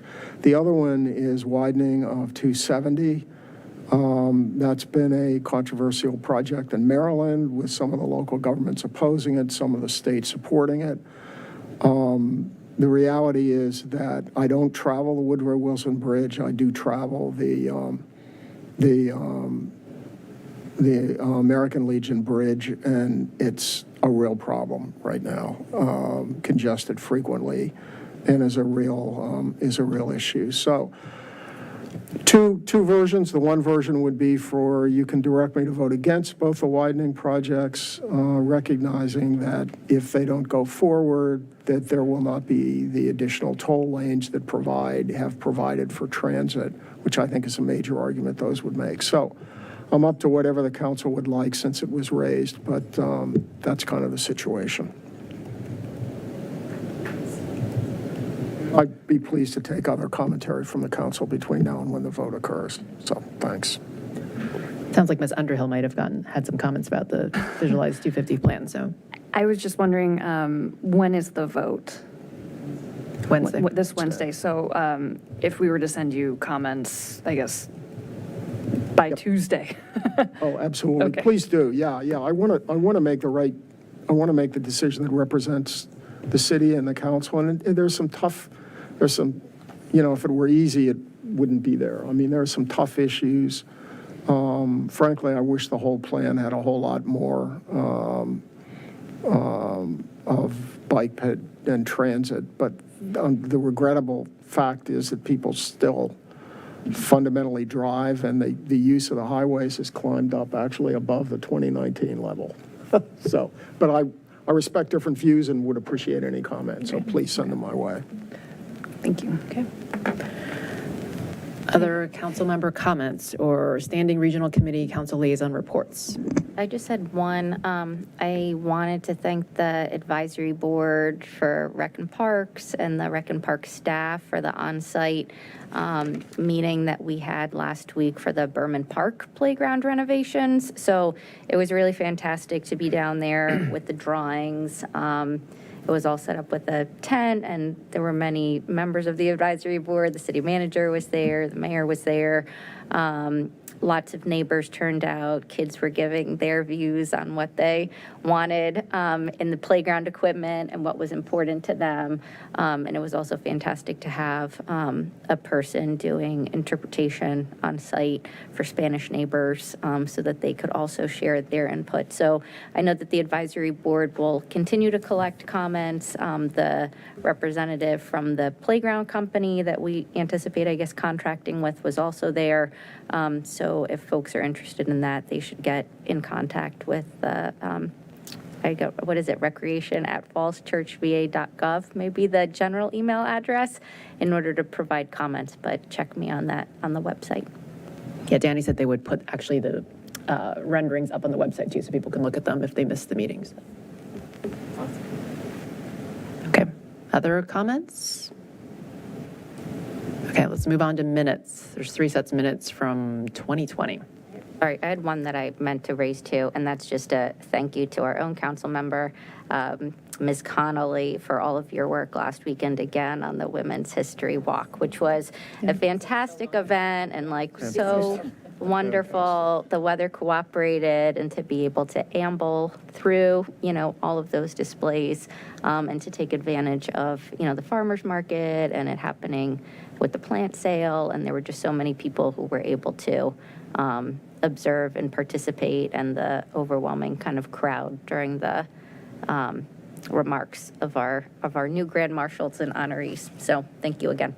Yep, ditto. Thanks. Yes, Thanks definitely. for that. Seems like a long time ago, but it was just 2 days really ago. long time ago. But having seen that evolution of it, I really liked that. At first, I was kind of disappointed that we weren't going to walk the city streets, because I really enjoyed cutting through the park, but it added more opportunities to interact with people and a more dense community to appreciate the comments and see who was there and who was visiting their family, and how far-flung people had traveled from to come see the honorees. And then, of course, having the first, I know how many years you worked on having the first African-American student who was at George Mason High School come share that story, and then for her to see how impactful it is and make a doubling down on that effort to expand that communication was, that brought me to tears. It was, I know that was a long time coming, and a lot of years from you and from the whole the whole crew who put this organization together. So thank you.